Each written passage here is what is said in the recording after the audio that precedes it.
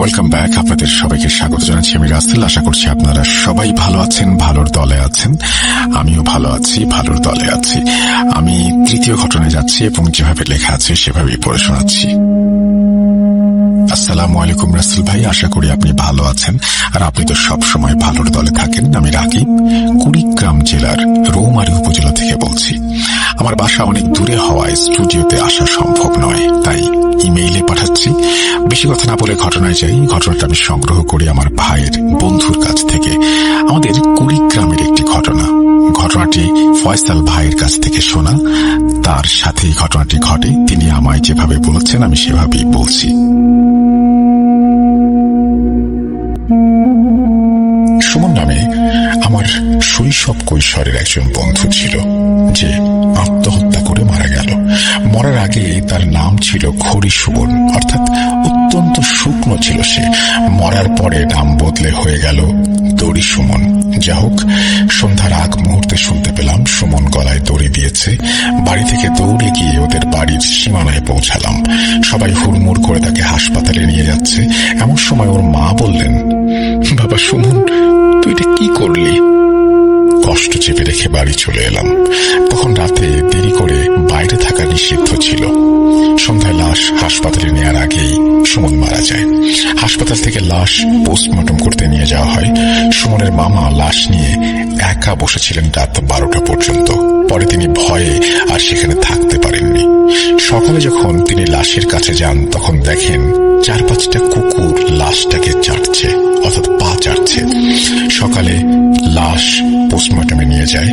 সকাল 10টার দিকে লাশ ফেরত আসে। কাছ থেকে সুমনের লাশ দেখলাম, মাথায় বড় বড় সেলাই, মোটা সুতো দিয়ে। সেখান থেকে টপ টপ করে তাজা রক্ত পড়ছে। টেম্পু ভরে গেছে রক্তে। টেম্পুর নিচে রক্ত পড়ছে ফোঁটায় ফোঁটায়। লাশের কাছে কেউ যাচ্ছে না। লাশ ধোয়ানোর জন্য মসজিদ থেকে চৌকিও দেওয়া হয়নি। পরে একটা ভাঙাচোরা চৌকির ব্যবস্থা করা হলো। অনিচ্ছার সত্ত্বেও দুজন মিলে লাশ নামাতে গিয়ে ফেলে দিলেন। খেজুর পাতার পাটি ছিঁড়ে লাশ পড়ল নিচে। সুতা ছিঁড়ে বুকের দুই পাশ খুলে গেল। দেখলাম বুকের ভেতরটা ফাঁকা। সবাই কোন রকমে লাশটাকে নিয়ে গেল চৌকির ওপরে। লাশ ধোয়ানোর মানুষ নেই। পরে সাবান গোলানো 3-4 বালতি গরম পানি দূর থেকে লাশের গায়ে ছুঁড়ে মেরে লাশ ধোয়ানো শেষ হলো। ফেলে দেয়া ঝুট দিয়ে একজন কোন রকমে কিছুটা জায়গা মুছে দিল। তারপর কাফনে লাশটাকে জড়িয়ে জানাজা পড়ানোর জন্য নিয়ে যাওয়া হলো।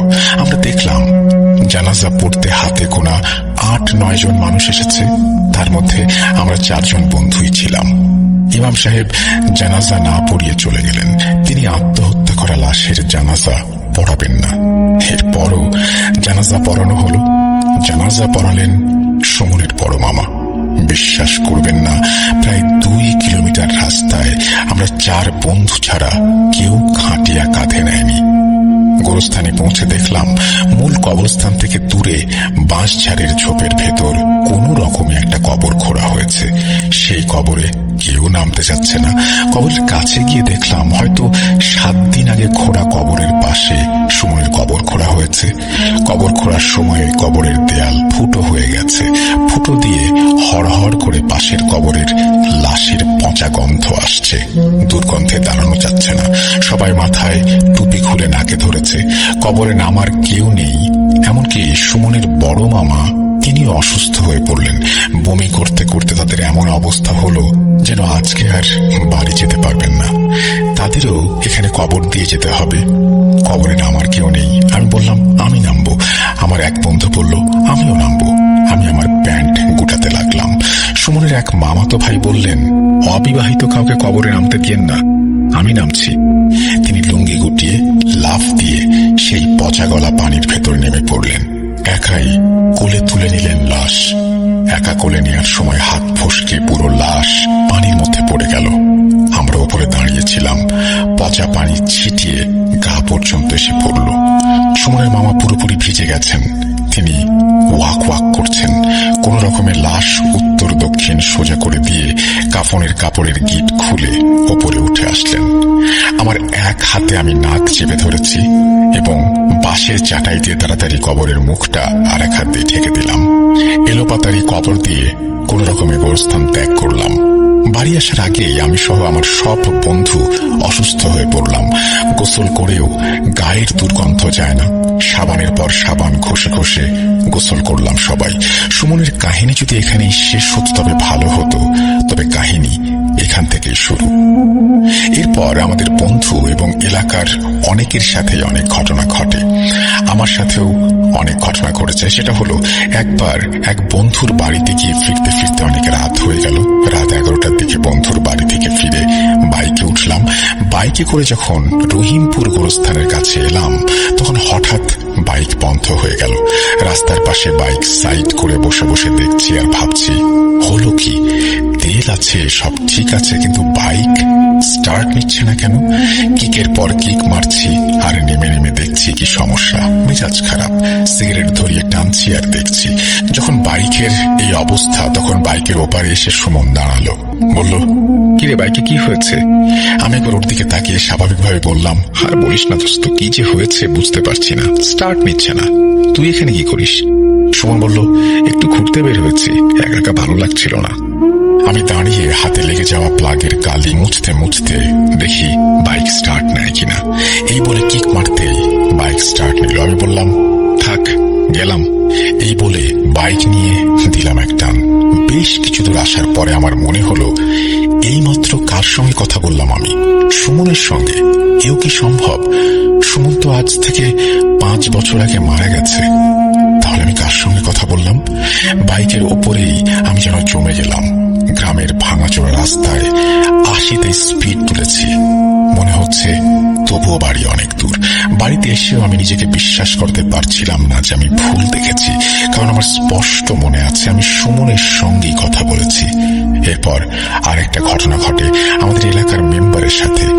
এলাকায় টানা 8 বার নির্বাচিত মেম্বার, তিনি অসুস্থ থেকে মারা গেলেন। কয়েকদিন আগে অসুস্থতা সম্পর্কে জানতে পারলাম তার বাড়ির কাজের মানুষের কাছে। সুমন যখন মারা গিয়েছিল তখন মেম্বার সাহেব অনেককে সুমনের জানাজায় নিষেধ করেছিল যেতে। সুমনকে দাফন করার কিছুদিন পরেই তিনি অসুস্থ হয়ে পড়েন। মেম্বার সাহেবের বাড়ির কাজের মানুষ তার অসুস্থতার কারণ যেভাবে বলেছেন আমি সেভাবেই বলছি। আমি সেদিন রাত 10টার দিকে খাবার খেয়ে বারান্দায় গেলাম। খাবার খেয়ে না হাঁটলে শরীর ভালো লাগে না। বাড়িতে আরো 3-4 জন আছে যে যার ঘরে।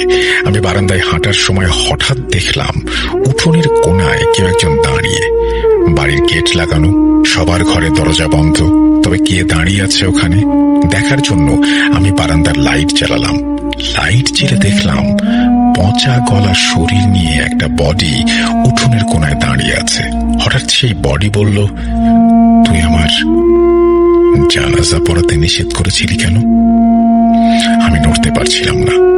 বডিটি একটু একটু করে এগিয়ে আসতে লাগলো গ্রিলের কাছে। আমি চিৎকার দিতে পারছিলাম না। বডি যখন গ্রিলের ভেতরে হাত ঢুকিয়ে আমার হাত ধরলো, চিৎকার দিয়ে আমি অজ্ঞান হয়ে গেলাম। এরপর আর কিছু মনে নেই। সারা জীবন যিনি শক্ত শরীরে এলাকার মানুষের সেবা করে এসেছেন, এমনকি মুক্তিযুদ্ধে অস্ত্র হাতে যুদ্ধও করেছেন, সেই মানুষটা ওই ঘটনার পর আর বিছানা থেকে উঠতে পারলেন না। একদম বিছানায় পড়ে গেলেন এবং মারাই গেলেন। যে গোরস্থানে সুমনকে দাফন করা হয়েছিল সেখান থেকে মেম্বার সাহেবের বাড়ি মাত্র 50 হাত দূরে। বাড়ির গেট থেকেই গোরস্থান এবং বাঁশতলায় সুমনের কবর দেখা যায়। সুমন সম্পর্কে খোঁজ খবর নিয়ে আরেকটি ঘটনা আমি জানতে পারি। যে গোরস্থানে সুমনকে দাফন করা হয়েছিল সেই গোরস্থানের পাশেই একটা ছোট রাস্তা। রাস্তার পাশে মসজিদ। এই মসজিদে ইমাম সাহেব আগে থেকেই সেখানেই ঘুমাতেন, অর্থাৎ মসজিদেই ঘুমাতেন।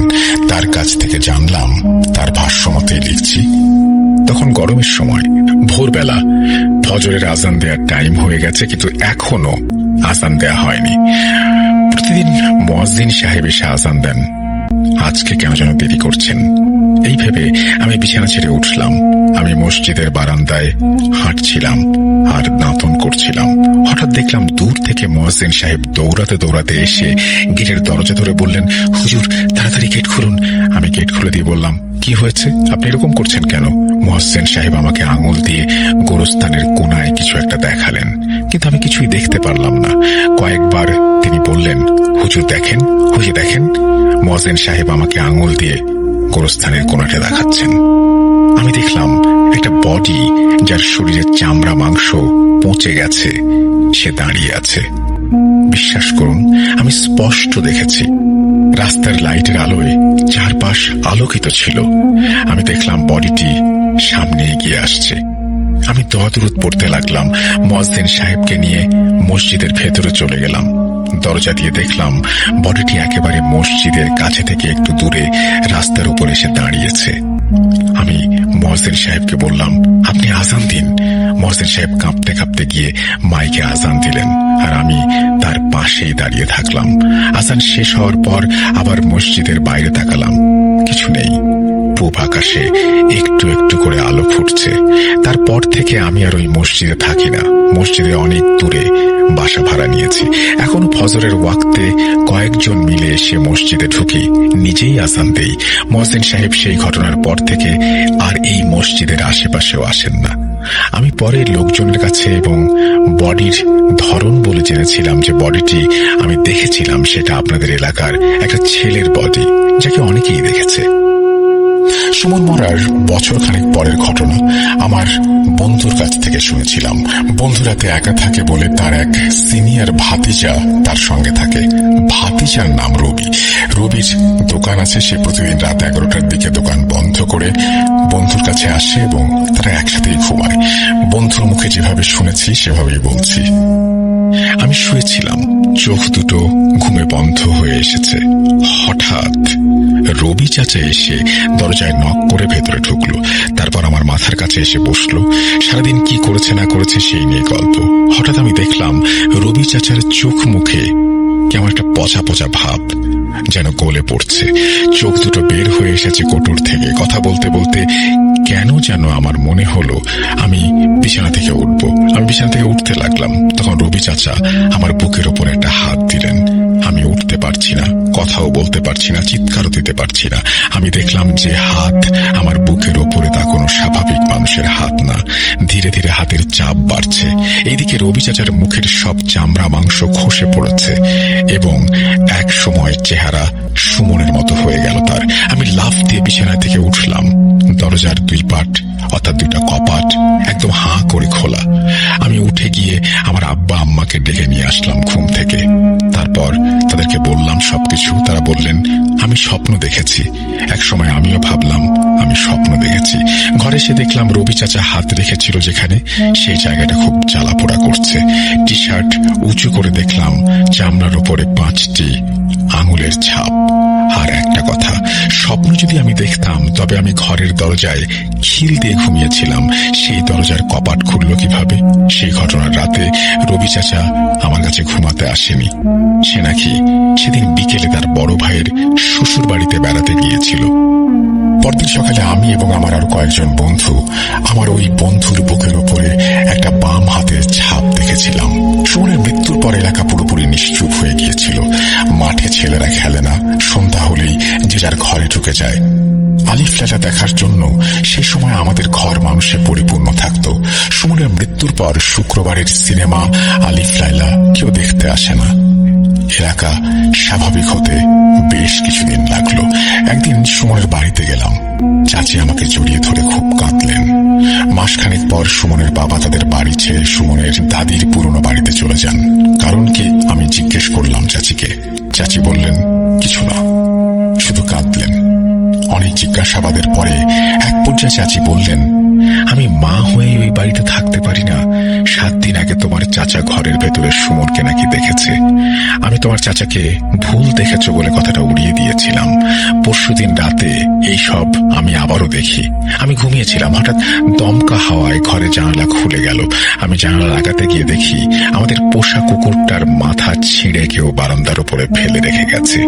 রাতের বেলা এসব দেখলে ভালো লাগে বলো? কাল রাতে আমি আমাদের টয়লেটের ভেতরে 3টা মরা বিড়ালের বাচ্চা পেয়েছি। কয়েকদিন আগেই বিড়ালটা বাচ্চা দিয়েছিল। দেখে মনে হচ্ছে কেউ গলা টিপে মেরেছে। তোমাদের চাচা বাড়িতে নেই। আমার ভয় করে। রাতে মনে হয় কেউ বলছে, মা 50 টাকা দে না, 50 টাকা দে না। হয়েছিল কি বলেন তো, দুপুরবেলা থেকে 100 টাকার জন্য ঘ্যান ঘ্যান করছিল।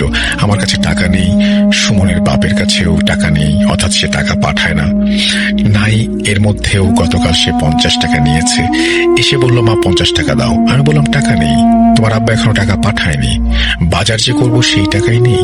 সুমন বলল, দাও 50 টাকা, আমার দরকার, কোথায় পাবো আমি, আমার কাছে তো টাকা নেই। সুমন বলল, টাকা না দিলে সে গলায় দড়ি দেবে। আমি বললাম, দে গলায় দড়ি। আজকে গলায় দড়ি দিলেও টাকা নেই। আমি ঘরের পেছনে ছিলাম, ঘরের টিরের নিচে অনেক ঝুল হয়েছিল, সেগুলো ঝাড়ছিলাম। সুমন দৌড় দিয়ে ঘরে গিয়ে ফ্যানের সাথে গরু বাঁধা দড়ি বাঁধছে আর বলছে, 50 টাকা দাও, না হলে সত্যি সত্যি চলে যাব। আমি ঘরের জানলা দিয়ে ওর সাথে কথা বলছি আর কাজ করছি। ছেলেটা আমার চেয়ারের উপর দাঁড়িয়ে হাসতে হাসতে কথা বলতে বলতে হঠাৎ পায়ের নিচ থেকে চেয়ারটা উল্টে গেল। আমি দেখলাম সে ঝুলে আছে, তার হাত পা ছুটছে। ঘরের পেছন থেকে চিৎকার দিয়ে ঘরে এসে পা দুটো উঁচু করে ধরে সবাইকে ডাকলাম। ছেলেটা আমার 50 টাকার জন্য মারা গেল। এখনো সুমনের বাড়িতে অনেকেই রাতে ঘুমোতে পারে না। এখনো সুমনের মা মধ্যরাতে সুমনের ডাক শোনে। সবচাইতে আজব ব্যাপার হচ্ছে, ওই বাড়িতে কোনো কুকুর বেড়াল ঢুকলে তারা আর বেঁচে থাকে না। ওদের বাড়িতে একটা পোষা বেড়াল ছিল। সুমনের মৃত্যুর পর 1 মাস পরে সেই বেড়ালটিকে বারান্দায় বাঁশের সাথে ফাঁসি দেওয়া অবস্থায় পাওয়া যায়। এখনো সুমনের মা চাচিকে যখনই দেখি, তার চোখে মুখে একটা আতঙ্ক দেখে বোঝা যায় তিনি কিছু একটা লুকিয়ে রাখার চেষ্টা করছেন। সেই কষ্টটা কি ধরনের কষ্ট নাকি ভয় আমার জানা নেই। এই বলে তিনি তার ঘটনা শেষ করেছেন। আশা করছি এই ঘটনা আপনাদের ভালো লেগেছে। যদি ভালো লাগে অবশ্যই আমাদেরকে জানাবেন। আমরা এখন চলে যাব এমন কিছু ঘটনায়, যে ঘটনাগুলো হয়তো আপনারা আগেও শুনেছেন বা শোনেননি বা বারবার শুনতে চান। চলুন কথা না বাড়িয়ে আমরা এখন সেই ঘটনাগুলোতে যাই। আমরা চলে যাব আমাদের আজকের প্রথম ঘটনায়। আশা করছি আমাদের ঘটনাটি আপনাদের ভালো লাগবে। চলুন শুরু করা যাক। যেভাবে লেখা আছে আমি সেভাবেই পড়ে শোনাচ্ছি। আসসালামু আলাইকুম প্রিয় শ্রোতা মণ্ডলী, আমি কাশফিয়া তিন্নি। আশা করি ভালো আছেন। আমি এমন এক সময় শোনা শুরু করেছি যখন ভূত এফএম অন এয়ার থেকে অফ এয়ারে চলে এসেছে। তবুও ইউটিউব ঘেটে সব পর্বই শুনে নিয়েছি। আর এখন আমি ভূত.com এর একজন নিয়মিত শ্রোতা। ভূত.com না শুনলে আমি রাতে ঘুমোতেই পারি না। যাই হোক, মূল কাহিনীতে আসি। আমি দেশের বাইরে থাকি, তবে দেশে থাকলেও আমি চাইতাম রাসেল ভাইয়ের কণ্ঠেই এই কাহিনী শুনতে। এই কাহিনীটি আমি শুনেছিলাম আমার এক বন্ধুর কাছ থেকে। একদিন চায়ের আড্ডায় ভূতের কথা উঠতেই সে শেয়ার করেছিল তার জীবনের এই ভয়ঙ্কর ঘটনা। তার ভাষাতেই আমি উপস্থাপন করছি।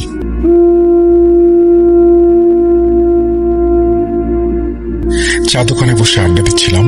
আমরা 5 বন্ধু, সাগর, রিয়াদ, সুমন, পল্টু আর আমি আদিব। প্ল্যানিং হচ্ছে এই ঈদের ছুটিতে কোথায় যাওয়া যায়। হুট করে রিয়াদ বলে উঠল, ভাই, মরার আগে যদি একবার কাশ্মীর না যাই তাহলে জীবনটাই বৃথা। ভাই, তুই আমার মনের কথাটা বলে দিলি রে। আমি মনে মনে এটাই ভাবছিলাম। সায় দিল সুমন। বাকিরাও সাথে সাথে একটু নড়ে চড়ে বসলো। আমি বললাম, মন তো বলিসনি, চল এই ছুটিতে তাহলে যাই। সবাই সায় দিল। আমরা প্ল্যান ফাইনাল করে ফেললাম। ঈদের 3 দিন পর শুরু হলো আমাদের স্বপ্নের ট্যুর, মিশন কাশ্মীর। সবাই ভীষণ রকমের এক্সাইটেড। স্বপ্নের পাখায় চড়ে আমরা পাড়ি জমালাম আকাশ পথে। বেশ লম্বা জার্নি করে এসেও হাওয়াই জাহাজ থেকে নেমে শ্রীনগরে পা রাখতেই মুহূর্তের মধ্যে চাঙ্গা হয়ে উঠলাম সবাই। সেখান থেকে গাড়ি ঠিক করে চলে গেলাম হোটেল খুঁজতে, গুলমার্গে। প্রায় 1.5 ঘন্টা পর আমরা পৌঁছালাম সেখানে। কুয়াশার চাদরে ঢাকা পুরো শহর। রাস্তার চারপাশে সূর্য গাছপালা দেখে কেমন যেন ঘোরের মতো লাগলো, যেন তর সইছিল না আমাদের।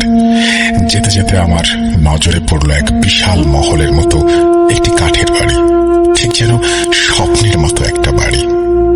ড্রাইভার সাহেব, একটু থামুন তো, এটা তো মনে হচ্ছে একটা হোটেল। হ্যাঁ, কিন্তু আমতা আমতা করতে লাগলো ড্রাইভার। দেখে তো মনে হচ্ছে ভাড়া অনেক বেশি হবে। আচ্ছা, অন্য কোথাও দেখি, রিয়াদ বলল। আরে চল গিয়ে দেখি না। ইস, কি সুন্দর, সাগর বলে উঠল। ডানে তাকিয়ে দেখি পল্টু অলরেডি গাড়ি থেকে নেমে গেছে। দাঁড়ান, এই হোটেলটা বেশি সুবিধার হবে না, আসুন আপনাদের অন্য হোটেলে নিয়ে যাই, হিন্দিতে বলে উঠল ড্রাইভার। পল্টু আমার কানের কাছে এসে ফিসফিস করে বলল, বুঝিস না, অন্য হোটেলে গেলে কমিশন পাবে, ধান্দায় আছে বুঝলি। ড্রাইভার ভাই একটু দাঁড়ান, আমরা একটু ঢু মেরে আসি। সুমন, তুই গাড়িতে থাক, আমরা আসছি। এই বলেই পা বাড়ালাম সেই স্বপ্নের বাড়ির পথে। বিশাল ফটক পেরিয়ে ভেতরে যাচ্ছি ততই মুগ্ধ হচ্ছি। দোস্ত, এখানে না থাকলে জীবনের 16টাই বৃথা। বাজেট না হয় একটু বাড়াই, কি বলিস? পল্টু হাঁটতে হাঁটতে বলল, ঠিকই বলেছিস। মাথা নেড়ে সায় দিল রিয়াদ। বেশ অনেকটুকু পথ হেঁটে লবিতে পৌঁছালাম আমরা 4 বন্ধু। কিন্তু ভেতরে এসে যেন একটু হতাশই হলাম সবাই। লবিতে আমরা ছাড়া কোনো টুরিস্ট বা গেস্ট কেউ নেই। রিসেপশনে বিমর্ষ চেহারার এক লোক বসে আছেন। আমাদের দেখে একটু ভ্রু কুঁচকে তাকালেন। আমি ওনার কাছে গিয়ে জিজ্ঞেস করলাম, রুম হবে? রিসেপশনিস্ট লোকটা আমার পা থেকে মাথা পর্যন্ত চোখ বুলিয়ে নিলেন। তারপর বললেন, কয়জন আপনারা? 5 জন। আছে রুম, ভাড়া 2000 রুপি, ডুপ্লেক্স রুম 2000 রুপি। খুশিতে লাফিয়ে উঠল পল্টু আর সুমন। কিন্তু ভাড়া শুনে আমার মনে আচমকা সন্দেহের নীলাভ মেঘ ভর করতে শুরু করলো। এত সুন্দর হোটেলের ভাড়া এত কম, কিভাবে সম্ভব? বুঝে উঠতে পারছিলাম না খুশি হব নাকি হব না। রিয়াদকে একটু সাইডে নিয়ে আমি জিজ্ঞেস করলাম, তোর মনে কি কোনো খটকা লাগছে? এই হোটেলের ভাড়া এত কম কিভাবে? আমার ভালো ঠেকছে না, চল কেটে পড়ি, অন্য কোথাও দেখি, পরে যদি সব লুটে পুটে নেয় আমাদের। তুই সবকিছুতে এত নেগেটিভ ভাবিস, ধুর, চল তো লাগেজগুলো নিয়ে আসি, এমন সুযোগ বারবার আসে না বন্ধু। এই বলে আমার হাত ধরে হ্যাঁচকা টান দিল রিয়াদ। বাইরে আসতে সুমন জিজ্ঞেস করলো, কিরে কি হলো রে? আমরা এখানেই থাকছি, ব্যাগ নামায়। খুশিতে ডগমগ করতে করতে গাড়ি থেকে ব্যাগ নামাতে শুরু করলো সুমন। আমি ড্রাইভারের ভাড়া চুকিয়ে ওনাকে বললাম, ভাই আমার নাম্বারটা সেভ করে রাখেন, গাড়ি লাগলে আবার কল দেব আপনাকে, খুব শীঘ্রই দেখা হবে। ঠোঁটের কোণে অদ্ভুত এক তাচ্ছিল্যের হাসি টেনে উত্তর দিল ড্রাইভার। অতঃপর ভেতরের পথে হাঁটা দিলাম 5 বন্ধু মিলে। সকল ফর্মালিটিস শেষ করে বসে আছি আমরা লবিতে। কিছুক্ষণ পর রুম সার্ভিসের এক লোক এসে আমাদের বলল, চলুন আপনাদের রুম রেডি। আমরা বাধ্য ছেলের মতো ওনাকে অনুসরণ করে এগিয়ে চললাম আমাদের স্বপ্নের মহলের আরো কাছাকাছি। বাইরে থেকে যতটা চাকচিক্য, ভেতরে ঠিক ততটাই সাদামাটা রুমটি। তার উপর লবি থেকেও বেশ অনেকটা দূরে। তবে রুমে রাখা খাটটি দেখে বোঝা যাচ্ছে একসময় আভিজাত্যের কমতি ছিল না এখানে। সময়ের ব্যবধানে আর যত্নের অভাবে রুমের যে এই হাল হয়েছে তা দেখে বোঝা যাচ্ছে। রুমে পা বাড়াতেই আমার চোখ আটকে গেল ঘরের কার্পেটে। উডেন ফ্লোরের ক্ষত ঢাকতেই মনে হয় বিছানো হয়েছে এটি। ডান সাইডের কোনায় এক বিশাল ফুটো, দেখে মনে হচ্ছে সাপের গর্ত। তা দেখে আমার গা কেমন শিউরে উঠল। শুধু আমার চোখে যে ব্যাপারগুলো ধরা পড়ছে তা না, বাকি সবারও যেন আনন্দে কিছুটা ভাটা পড়েছে। কিরে, বাইরে থেকে কি দেখলাম আর ভেতরে কি? নীরবতা ভেঙে বলল সুমন। আগে জানলে রুম দেখে নিতাম। 3 দিনের অ্যাডভান্স নিয়ে নিয়েছে রে। কি, তুই 3 দিনের ভাড়া দিয়ে দিলি? অ্যাডভান্স? আরে 1 দিনেরটা দিতি না? তোর কাণ্ড জ্ঞান হলো না। পল্টু বলল, কেন, তোর সামনে তো দিলাম, তখন তো কিছু বললি না? একটু রাগ দেখিয়ে বলল রিয়াদ। উফ, বাদ দে তো, যা হওয়ার হয়েছে। খুব একটা খারাপ না রুমটা। তাছাড়া বাইরে কি সুন্দর দেখছিস না, পুরোটাই যেন বেহেশত। দেখতে দেখতে 3 দিন কেটে যাবে। সাগরের কথা শুনে সবাই একটু আশ্বস্ত হলো। সবাই বেশ টায়ার্ড, তাই রুমে খাবার অর্ডার করে খেয়ে দিয়ে পুরো দুপুরটা শুয়েই কাটিয়ে দিলাম আমরা। এর মধ্যে যে কখন চোখ লেগে আসলো বুঝতেই পারলাম না। ঘুম ভাঙলো পল্টুর চিৎকারে। লাফ দিয়ে উঠলাম ঘুম থেকে, বুকের মধ্যে ধরফর ধরফর করছে। জিজ্ঞেস করলাম, কি হয়েছে? পল্টু আঙুল দিয়ে কি যেন ইশারায় দেখালো। দেখলাম পল্টুর বিছানার চাদর বেয়ে বিশাল এক ইঁদুর নেমে ফ্লোরে সেই ফুটো দিয়ে টুপ করে ঢুকে গেল। তা দেখে আমরা সবাই সাথে সাথে আর একবার চিৎকার দিয়ে লাফিয়ে দাঁড়িয়ে গেলাম বেডের উপরে। গাধার দল, নাম বিছানা থেকে। উফ, ইঁদুর দেখে কেউ ভাবে চিল্লায়, চেঁচিয়ে উঠল সাগর। ঘরের ভেতর ইঁদুর আসলো কোত্থেকে? ইঁদুর যেহেতু এসেছে, সাপও আসতে পারে। বাইরে যে জঙ্গল, বলল পল্টু। হ্যাঁ, বলেছে তোকে, ভিতরে ডিম কোথাকার। চল বাইরে যাই, তাচ্ছিল্যের সুরে বলে উঠল সাগর। তবে তার চেহারা দেখে বোঝা যাচ্ছে ব্যাপারটা তারও ভালো লাগেনি। বিকেল গড়িয়ে তখন সন্ধে নেমেছে। আমরা সবাই বের হয়ে হোটেলের চারপাশে একটু ঘোরাঘুরি করতেই পুরো সন্ধ্যা নেমে গেল। আমরা কিছুক্ষণ হোটেলের লবির চারপাশে হাঁটাহাঁটি করলাম। তারপর ছবি তোলার জন্য সবাই মিলে একটা বেঞ্চে বসলাম। যেই না ছবি তোলার জন্য মোবাইলে ক্লিক করলাম, অমনি দুম করে পেছনে কি যেন পড়লো। প্রচন্ড ভয় পেয়ে গেলাম সবাই। পেছনে কি অনেক খুঁজেও কিছুই পেলাম না, কিন্তু শব্দ শুনে মনে হলো বেশ ভারী কিছু একটা পড়েছে। সবাই চুপচাপ, কেউ কিছু বলছে না। হুট করে চিল্লাতে শুরু করলো সুমন। দোস্ত, আমরা যখন এসেছি তখন এই ড্রামটা পেছনে ছিল না? মোবাইলে তোরা ছবিটা দেখিয়ে বলল সুমন। কি যাতা বলছিস? আকাশ থেকে ড্রাম পড়বে কিভাবে, তাও শুকনো পাতা ভর্তি ড্রাম? যখন শব্দটা হলো তখন পাতা উড়ে এসেছিল, দেখিসনি? ওইটা বাতাসে উড়ে এসেছে। সব গর্ধবের দল নিয়ে এসেছি ঘুরতে। উফ, চেঁচিয়ে বললাম আমি। তবে আমিও এখানে আসার পর এই ড্রামটা দেখিনি, কিন্তু আমি তা বলিনি কারণ আমার মনে হচ্ছিল হয়তো আমার চোখের ভুল। চল বাইরে যাই, রাতে জঙ্গলে হাঁটার ইচ্ছা আমার অনেক দিনের। না বাবা, আমি যাব না, তোরা যা, আমি রুমে থাকি, সুমন বলল। রুমে গেলে তোকে ইঁদুর ধরবে। আরে চল না। পল্টুর এই কথা শুনে হেসে উঠলাম সবাই। মেইন ফটক থেকে বের হয়ে জঙ্গলের দিকে হাঁটা দিলাম। চারিদিকে খুটখুটে অন্ধকার, পেছনে বরফের চাদরে ঢাকা বিশাল পাহাড়, অদ্ভুত এক বাতাস। জঙ্গল এত সুন্দর হয় আমি আগে কখনো দেখিনি। বাতাসে এক অদ্ভুত মায়াবী গন্ধ। সেই মায়া গায়ে মাখিয়ে সামনের দিকে এগিয়ে যেতে লাগলাম আমরা পাঁচজন। যতই সামনে যাচ্ছি ততই মুগ্ধ হচ্ছি। একটু সামনে যেতেই আমাদের সাথে যোগ দিল এক পাহাড়ি কুকুর।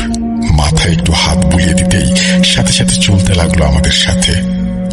ঠিক সাথে না, একটু আগে, যেন আমাদের পথ দেখাচ্ছে। কিছুক্ষণ এগিয়ে একটা পড়ে থাকা গাছের ওপর বসলাম আমরা সবাই।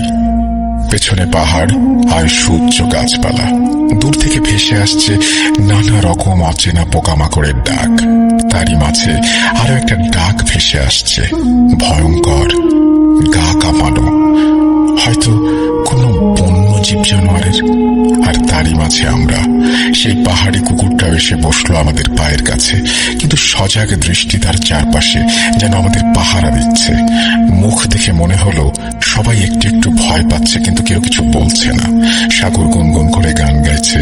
রিয়াদ, সুমন আর পল্টু সিগারেট ধরানোর জন্য লাইটার নিয়ে ঝগড়া করছে। আর আমি মুগ্ধ নয়নে চেয়ে দেখছি পাহাড় রাতের সৌন্দর্য। চাঁদটা আছে বলেই এই খুটখুটে অন্ধকারেও দেখা যাচ্ছে যেন এক অদ্ভুত ফিলিংস। কিন্তু এই সুন্দর দৃশ্য আর বেশিক্ষণ সুন্দর রইল না। হুট করেই যেন হাওয়া থেমে গিয়ে থমথমে হয়ে উঠল চারপাশ। ধূপ করে কুকুরটা দাঁড়ালো, ভীত চাহনিতে দেখতে লাগলো চারপাশে। তারপর আমাদের পেছনের দিকে তাকিয়ে চিল্লাতে শুরু করলো, যেন কিছু দেখেছে সে। অজানা এক ভয়ে বুক কেঁপে উঠল আমার। ঠিক সাথে সাথেই আবারও সেই একই আওয়াজ। ধূপ করে বিশাল কিছু পড়লো আমাদের পেছনে। সবাই কথা থামিয়ে পেছনে তাকালো। এ কি? সেই একই রকম ড্রাম পড়ে আছে পেছনে। সবাই সবার মুখ চাওয়াচাওয়ি করতে লাগলাম আমরা। ভয়ে আমার বুক ধক ধক করে কেঁপে উঠল। সাথে সাথে সাথেই এক ঘূর্ণায়মান বাতাস সাইক্লোনের মতো ঘুরতে ঘুরতে আমাদের দিকে এগিয়ে আসতে থাকলো। অমনি কুকুরটা দৌড়ে পালিয়ে গেল। আমরা এক চিৎকারে উঠে দাঁড়ালাম, কিন্তু ভয়ে যেন আমাদের পা জমে গেল। এই মুহূর্তে দৌড়ে পালানো দরকার, কিন্তু কেউই নড়তে পারছি না। সবাই দোয়াদরুদ পড়া শুরু করলাম জান প্রাণ দিয়ে। একটু পর ঘুরন্ত বাতাসটা থেমে গেল। আমি সাথে সাথেই বললাম, সবার হাত ধরো, আমরা সবাই আয়াতুল কুরসি পড়ে সামনে হাঁটা দিই। কিন্তু কেউ কারো হাত ছাড়বো না। অমনি সবাই সবার হাত শক্ত করে ধরে জান প্রাণ দিয়ে দৌড়াতে লাগলাম হোটেলের দিকে। প্রচন্ড বাতাস শুরু হলো, যেন পেছনের দিকে টেনে নিয়ে যাবে আমাদের। আমরা কোনো মতে জান বাঁচিয়ে হোটেলের গেট দিয়ে ভেতরে ঢুকলাম। কিন্তু রুমে যে আরো ভয়াবহ কিছু অপেক্ষা করছিল আমাদের জন্য, তা আমরা ঘূর্ণাক্ষরেও টের পাইনি। দৌড়ে গিয়ে রুমের লক খুলে লাইট জ্বালাতে যাব, অমনি দেখি রুমের ফ্যানের সাথে এক নারী দেহ ঝুলে আছে। চিৎকার দিয়ে রুম থেকে বের হয়ে গেলাম আমরা। মনে হচ্ছিল এক্ষুনি অজ্ঞান হয়ে যাব। দৌড়ে সবাই মিলে লবিতে গিয়ে বললাম সব, কিন্তু ওনারা বলছেন এটা নাকি আমাদের চোখের ভুল। আরে সবাই কিভাবে ভুল দেখবে, ফাইজলামি নাকি? রাগ দেখিয়ে বলল সাগর, আমাদের ব্যাগ এনে দিন রুম থেকে, আর টাকা ফেরত দিন। এখানে এক মুহূর্ত না, চিৎকার করে বলে উঠলাম আমি। রাগে ভয়ে আমার হাত পা কাঁপছিল, কিন্তু রিসেপশনে থাকা লোকটি এমন ভাবে কথা বলছে যেন কিছুই হয়নি। কোনোভাবেই উনি টাকা ফেরত দেবেন না। রিয়াদ বলল, লাগবে না টাকা, যান ব্যাগগুলো নিয়ে আসুন। এই পল্টু, তুই ড্রাইভারকে কল কর। ড্রাইভারকে কল দিতেই উনি 5 থেকে 7 মিনিটের মধ্যেই চলে এলেন। ঘড়ির দিকে তাকিয়ে দেখলাম রাত 1টা বাজে। ব্যাগ গাড়িতে উঠিয়ে বললাম, ড্রাইভার ভাই প্লিজ আমাদের অন্য কোথাও নিয়ে চলেন। ড্রাইভার ঘাড় ঘুরিয়ে আমাদের দিকে তাকিয়ে বললেন, এত রাতে না বের হওয়াটাই ঠিক ছিল। আজ রাতটা গাড়িতেই কাটিয়ে দিন, ভোরে আমরা বেরিয়ে যাব। মুহূর্তের মধ্যে জীবনটা কেমন হয়ে গেল ভাবতেই পারছি না কিছু। নীরবতা ভেঙে ড্রাইভার বললেন, আমি কাছেই ছিলাম, কারণ জানতাম আপনাদের আমাকে প্রয়োজন হবে। বিস্ময় আর ভীত চোখে তাকিয়ে আছি আমরা ড্রাইভারের দিকে। মানে আপনি জানতেন? মানে আমতা আমতা করে প্রশ্ন করলাম আমি। এখানে যারাই থেকেছে তাদের সাথে এমন কিছু ঘটেছে, তাই আমি আপনাদের আগেই মানা করেছিলাম এই হোটেলে উঠতে। এটা একটা অভিশপ্ত হোটেল, এখানে সবাই জানে, কিন্তু দূরের মানুষ তো জানে না। অভিশপ্ত মানে? এখানে একটা কাপল হানিমুন এসেছিল বেশ আগে। মানুষ বলে এই হোটেলের কোনো একটা রুমে সেই মহিলা ফ্যানের সাথে ঝুলে আত্মহত্যা করে, কিন্তু তার গায়ে অনেক নির্যাতনের দাগ ছিল। মার্ডার ছিল, বুঝলেন? সেই মহিলার স্বামী মেরেছে, পরে জাস্ট ঝুলিয়ে দিয়েছে। মামলাও হয়েছিল, কিন্তু বড়লোক বাপের ছেলে পার পেয়ে গেছে। আর সেই বেচারির অতৃপ্ত আত্মা এখনো আছে এখানে। হোটেলের মালিকও এই ঘটনা ধামাচাপা দেবার অনেক চেষ্টা করেছে, কিন্তু কই, পারল না তো। যাকে আপনাদের সাথে কি হয়েছে বলুন তো? ড্রাইভারের কথার উত্তর দিল না কেউ, দেবার শক্তি ছিল না কারো। নিশ্চুপ হয়ে মূর্তির মতো বসে আছি সবাই। সেই রাত যেন শেষই হচ্ছিল না। আমাদের জীবনের সবচেয়ে ভয়ঙ্কর রাত। এখনো মনে পড়লে আমার গা শিউরে ওঠে। এই বলে উনি ঘটনা শেষ করলেন। একটু থেমে আবার বললেন, বাকি যে কয়দিন কাশ্মীর ছিলাম তখন আর কোনো সমস্যা হয়নি, কিন্তু দাঙ্গার জন্য বেশ কিছুদিন আটকে গিয়েছিলাম। পরিস্থিতি ভালো হলে দেশে ফিরে যায় সবাই, কিন্তু জীবনের শ্রেষ্ঠ ট্যুরটাই জীবনের সবচেয়ে ভয়ঙ্কর ট্যুর হয়ে গিয়েছিল সেবার। আদিব চায়ের কাপের শেষ চুমুক দিয়ে বলে উঠল, আজ উঠি যে, কাজ আছে কিছু। আমার লেখা ভালো লাগলে জানাবেন, আর আরো নতুন ঘটনা নিয়ে হাজির হব। ভালো থাকবেন সবাই। এটা লিখেছেন পেনাং, মালয়েশিয়া থেকে কাশফিয়া তিন্নি।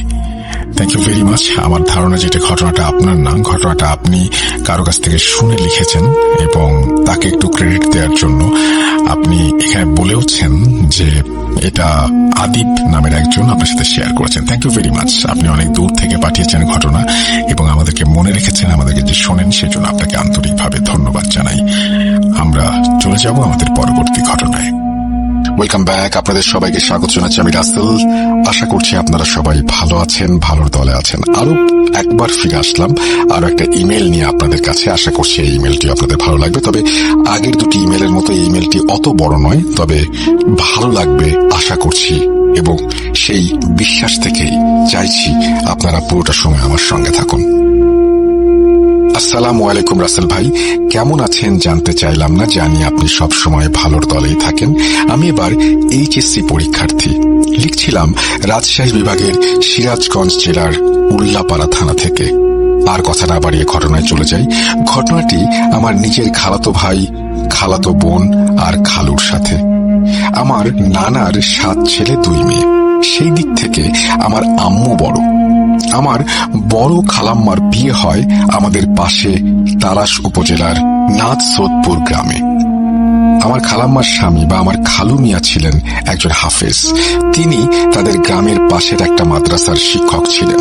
মানুষ হিসেবে তার জুড়ি মেলা ভার, যেমন লম্বা তেমন শারীরিক গঠন, মুখে দাড়ি, সব মিলিয়ে অসাধারণ ব্যক্তিত্বের অধিকারী। আমার খালাম্মার 1 ছেলে 1 মেয়ে। সেই দিক থেকে খালাম্মা খালু খুব খুশি ছিলেন। আমার খালাতো বোনের নাম ছিল আনিকা, আর খালাতো ভাইয়ের নাম হলো নাফিউল, আর খালুর নাম হলো মোহাম্মদ আলতাফ হোসেন। আজ থেকে 5 বছর আগে হঠাৎ একদিন আমার সেই খালাম্মার জীবনে নেমে আসে এক ভয়াল ঝড়। একটা কথা বলে রাখা ভালো, খালাম্মার শ্বশুর বাড়ি বিল এলাকায় হওয়ার জন্য তারা মাঝে মাঝে মাছ ধরতে যেত জালি হাতে। আর এই মাছ ধরাকে কেন্দ্র করেই ঘটনার সূত্রপাত।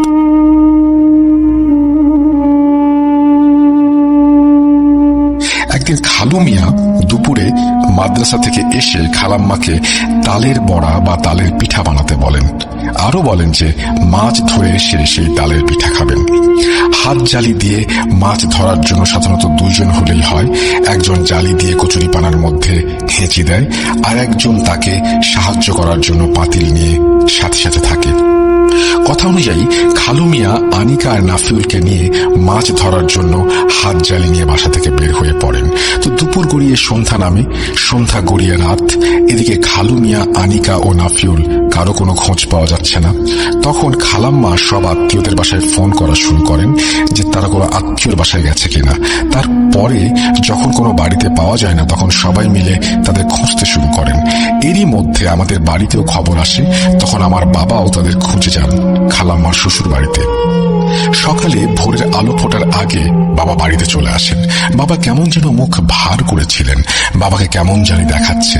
তখন আম্মু বাবাকে বলেন, কি খবর? তখন বাবা হঠাৎ করে কেঁদে দেয় আর বলে, ওদের পাওয়া গেছে। তখন আম্মু বলছে, তুমি কান্না করছো কেন? তখন বাবা বলেন, ওরা কেউ বেঁচে নেই। তখন আমরা সবাই অবাক। বাবা, কি বলছো তুমি? কি হয়েছে ওদের? বলো বাবা, কি হয়েছে? ওরা মাছ মারতে গেছে, তাহলে তুমি বলছো কেন যে ওরা বেঁচে নেই? তখন বাবা বলে, ওরা 3 জন পানিতে পড়ে মারা গেছে। আমরা তো সবাই অবাক, এটা কিভাবে সম্ভব? তারা মাছ ধরতে গেছে একটা খালের পাশে, খালটা মিশে গেছে একটা বড় নদীর সাথে। খালু মিয়ার আর নাফিজের লাশটা পাওয়া যায় ওই খালের ভেতরে। খালু মিয়াকে জড়িয়ে ধরেছিল নাফিজ, খালু মিয়ার ছেলে। আর আনিকার লাশটা পাওয়া যায় সেই নদী ধরে বয়ে চলে 10 নম্বর ব্রিজ নামক একটা ব্রিজের নিচে। মাছ ধরা এক জালের সাথে আটকে ছিল আনিকা। অবাক করা বিষয় হলো, খালু মিয়ার চোখের পাতার কিছু অংশ এবং শরীরের কিছু অংশ একটু একটু করে খুবলে খাওয়া ছিল। আর আনিকার মুখের অনেকটা অংশ ছিল না, মনে হচ্ছে কেউ খুবলে খেয়ে নিয়েছে। কিন্তু অবাক করা বিষয় হলো, নাফিজের লাশটার কোনো অংশেই কোনো ক্ষতি হয়নি। আজও তাদের মৃত্যুর একটা রহস্য। যারা নদী বা বিল এলাকার মানুষ, তারা কিভাবে সাঁতার জানতে পারে না। আর পানিতে পড়লে হয়তো 1 জন বা 2 জন মারা যাবে, কিন্তু 3 জন ব্যক্তি একই সাথে কিভাবে মারা যায়? বাবা ছেলের লাশটা এক জায়গায় থাকলেও মেয়ের লাশ কেন দূরে ভেসে গেল? আর পরে অবাক করা বিষয় হলো, তাদের শরীরের অংশগুলো খুবলে খেয়েছে কে? তারপরে সকালবেলা তাদের লাশ নিয়ে এসে সেই গ্রামে কবরস্থানে দাফন করা হয়। তারপর আমার খালাম্মা অনেক দিন কোনো কথা বলতে পারেননি। এখনো আমার খালাম্মা মাঝে মাঝে তালের বড়া দেখলে বা মাছ কাটা দেখলে কান্না করে ওঠেন। সবাই আমার খালাম্মার জন্য দোয়া করবেন, আল্লাহ যেন তাকে শোক কাটিয়ে ওঠার তৌফিক দেন। আর ঘটনা যদি সিলেক্টেড হয় আমাকে অবশ্যই জানাবেন। লেখার মাঝে ছোট ছোট ভুল বা লেখা সাজিয়ে গুছিয়ে না লিখতে পারলে আন্তরিকভাবে দুঃখিত। এই বলে ঘটনা শেষ করেছেন মোহাম্মদ সৌরভ হাসান। এরপরে তিনি তার মোবাইল নাম্বার এবং তার ঠিকানা শেয়ার করেছেন, সেটা আমি আর না পড়ি। থ্যাংক ইউ ভেরি মাচ আপনার ঘটনার জন্য। আশা করছি এই ঘটনাটি আপনাদের ভালো লেগেছে। যদি ভালো লাগে অবশ্যই আমাদের জানাবেন, যদি ভালো না লাগে সেটাও আমাদেরকে জানাবেন। আমরা চলে যাব আমাদের পরবর্তী ঘটনায়। আশা করছি পরবর্তী ঘটনাগুলো একইভাবে আপনাদের আনন্দ দেবে। চলুন পরবর্তী ঘটনায় যাওয়া যাক। যেভাবে লেখা আছে আমি সেভাবেই পড়ছি। আশা করছি আপনারা প্রথম থেকে শেষ পর্যন্ত শুনবেন। জানিয়ে দিই, আপনারা শুনছেন ভূত.com। আমি রাসেল আছি সাথে। চলুন শুরু করা যাক। আসসালামু আলাইকুম রাসেল ভাই, আশা করি ভালো আছেন। আমি প্রান্ত, খুলনা থেকে 2012 সাল থেকে ঘটনা শুনি, যখন আব্বুর সিম চুরি করে আপনাকে মেসেজ পাঠাতাম, কিন্তু আজ পর্যন্ত কোনো ঘটনা লিখতে পারিনি। তবে আজ একটা ঘটনা লিখছি, যদি ভালো লাগে পড়ে শোনাবেন, খুব খুশি হব। বর্তমানে আমি মালয়েশিয়াতে আছি এবং ঘটনা আমার ফ্রেন্ডের কাছ থেকে নেয়া।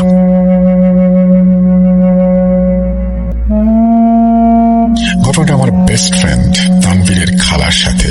তানভীরের খালা খালু দুজনেই খুবই পরহেজগার মানুষ ছিলেন। খালার বাসায় তারা বিড়াল লালন পালন করতেন। তো একদিন খালা তাহাজ্জুদের নামাজ পড়ার জন্য উঠলেন। ওঠার পর তার পাশে তার বিড়ালকে দেখতে না পেয়ে বিড়ালকে তিনি খুঁজতে লাগলেন। বাসার বিভিন্ন জায়গায় খুঁজে না পেয়ে ছাদের দিকে যান। তাদের বাসা 3 তলা, তারা থাকতেন দোতলায়। তো দোতলার সিঁড়ি দিয়ে উঠতে যাবেন তিনি, এমন সময় খালা দেখতে পান বিড়ালটা ছাদের দরজার দিকে এক দৃষ্টিতে তাকিয়ে আছে এবং শক্ত হয়ে। এটা দেখে খালা বিড়ালের নাম ধরে ডাকেন, কিন্তু বিড়াল একভাবে ছাদের দরজার দিকে তাকিয়েছিল। তখন খালা বিড়ালের কাছে যান এবং বিড়ালকে কোলে নিয়ে যখন সিঁড়ি থেকে রুমের দিকে আসার জন্য ঘুরেছেন, তখন খালার মনে হলো তার বাম কাঁধে কেউ একজন গরম নিঃশ্বাস ফেলছে। তখন তার শরীর কেমন যেন ভার হয়ে যায় এবং সে আস্তে আস্তে তার ফ্ল্যাটে চলে আসে। আসার পর সে দেখে তার হাজবেন্ডও উঠে পড়েছে, নামাজ পড়বে, এবং সে বিড়ালকে কোলে করে খাটের ওপর গিয়ে বসে এবং ভাবতে থাকে কি হলো এটা তার সাথে। তখন বিড়ালটা তার কোল থেকে নেমে পাশের রুমে চলে যায় এবং যাওয়ার সাথে সাথে খালার মনে হয় ওনাকে কেউ ফ্রিজ করে দিচ্ছে। উনি কোন রকম নড়াচড়া করতে পারছেন না এবং তার কাছে মনে হচ্ছিল যে তার গলা কেউ টিপে ধরেছে আর তার শ্বাস বন্ধ হয়ে আসছে। আর এমন অবস্থা তিনি কাউকে ডাকতেও পারছেন না। ঠিক 5 সেকেন্ড পর বিড়ালটা আবারও তার রুমে ঢুকে পড়ে আর ঢুকতেই তার দিকে এক দৃষ্টিতে তাকিয়ে থাকে। তখন খালা ফিল করেন যে খালা আবার আস্তে আস্তে নর্মাল হয়ে যাচ্ছেন। এই ঘটনা তিনি খালুর সাথে শেয়ার করেননি। আর একদিনের ঘটনা, খালা, খালু আর ছোট ছেলে রাতে ঘুমাচ্ছে। রাত তখন আনুমানিক 3:30। হঠাৎ খালার ঘুম ভেঙে যায় এবং ডিম লাইটের আলোয় তিনি দেখতে পান ছেলের বুকের ওপর একটা বাচ্চা বসে আছে এবং সে সাথে সাথে আঁতকে ওঠেন এবং খালুকে ডাকার জন্য মাথা ঘুরিয়েছেন। সাথে সাথেই সেই ছায়াটা ভ্যানিশ। তিনি তার চোখের ভুল ভেবে আবারও শুয়ে পড়েন এবং ভাবতে থাকেন কি থেকে কি দেখলেন, এবং একটা সময় তাঁর তন্দ্রা লেগে আসে। কিছুক্ষণ পর তিনি খেয়াল করেন যে তিনি শরীর নাড়াচাড়া করাতে পারছেন না এবং চোখ খুলে দেখেন তাঁর বুকের ওপর একটা কালো লিকলিকে ছায়া অবয়বের মতো ভাসা ভাসা অবস্থায় বসে আছে এবং তাকে উদ্দেশ্য করে বলছে, আমি আবার এসেছি, আমার চোখ ফাঁকি দিয়ে কোথায় যাবি। এই ভয়েসটা অনেক বয়স্ক একজনের। খালা তখন তার হাজবেন্ডকে একটু ডাকার জন্য অনেক চেষ্টা করেন, কিন্তু তার হাত পা তিনি নাড়াতে পারছিলেন না। হঠাৎ করে তার হাজবেন্ড একটু নড়াচড়া করে উঠলে খালা আবার স্বাভাবিক হন। তখন তিনি খালুকে ডাক দেন এবং পুরো বিষয়টা খুলে বলেন। খালু দোয়া কালাম পড়ে ফুঁ দেন এবং সান্ত্বনা দেন। তারপর খালু বলেন যে আমি নামাজ পড়তে যাব, আমাকে দরজাটা খুলে দাও। তারপর খালু ফ্রেশ হয়ে নামাজ পড়ার জন্য মসজিদের দিকে যান। খুলনা শহরের খুব নাম করা একটা মসজিদের পাশেই তার বাড়ি। খালু ফজরের ওয়াক্তের বেশ কিছু আগেই মসজিদে পৌঁছান। তো মসজিদে পৌঁছে দেখেন মসজিদের মাঠে অল্প বয়সী ছোট বাচ্চার মতন 4-5 জন দৌড়াদৌড়ি করছে। তখন খালু মনে করলেন যে হেফজোখানার বাচ্চারা হয়তো আগে ঘুম থেকে উঠে গেছে, খেলা করছে। তিনি আর ওইদিকে খেয়াল না করে অজু করতে করতে অজুখানায় সে সময় খুব সুন্দর একটা আতরের গন্ধ পেয়েছিলেন তিনি সেখানে চলে যান। খালু প্যারানর্মাল বিষয়গুলো খুব একটা গুরুত্ব দিতেন না, তাই চুপচাপ অজু করে মসজিদে প্রবেশ করেন। মসজিদে ঢুকেই তিনি ওই বাচ্চাগুলোকে একদম সামনের কাতারের কোনায় দেখেন। 4-5 জন বাচ্চা খেলা করছে এবং তিনি ডাক দিতে যাবেন এবং সেই ডাক দেবার আগেই কিছু একটা হয়, মানে তিনি দুষ্টমি করার জন্য বাচ্চাগুলোকে নিষেধ করেন, কিন্তু সেই বাচ্চারা তার কথায় কোনো কানই দেয় না।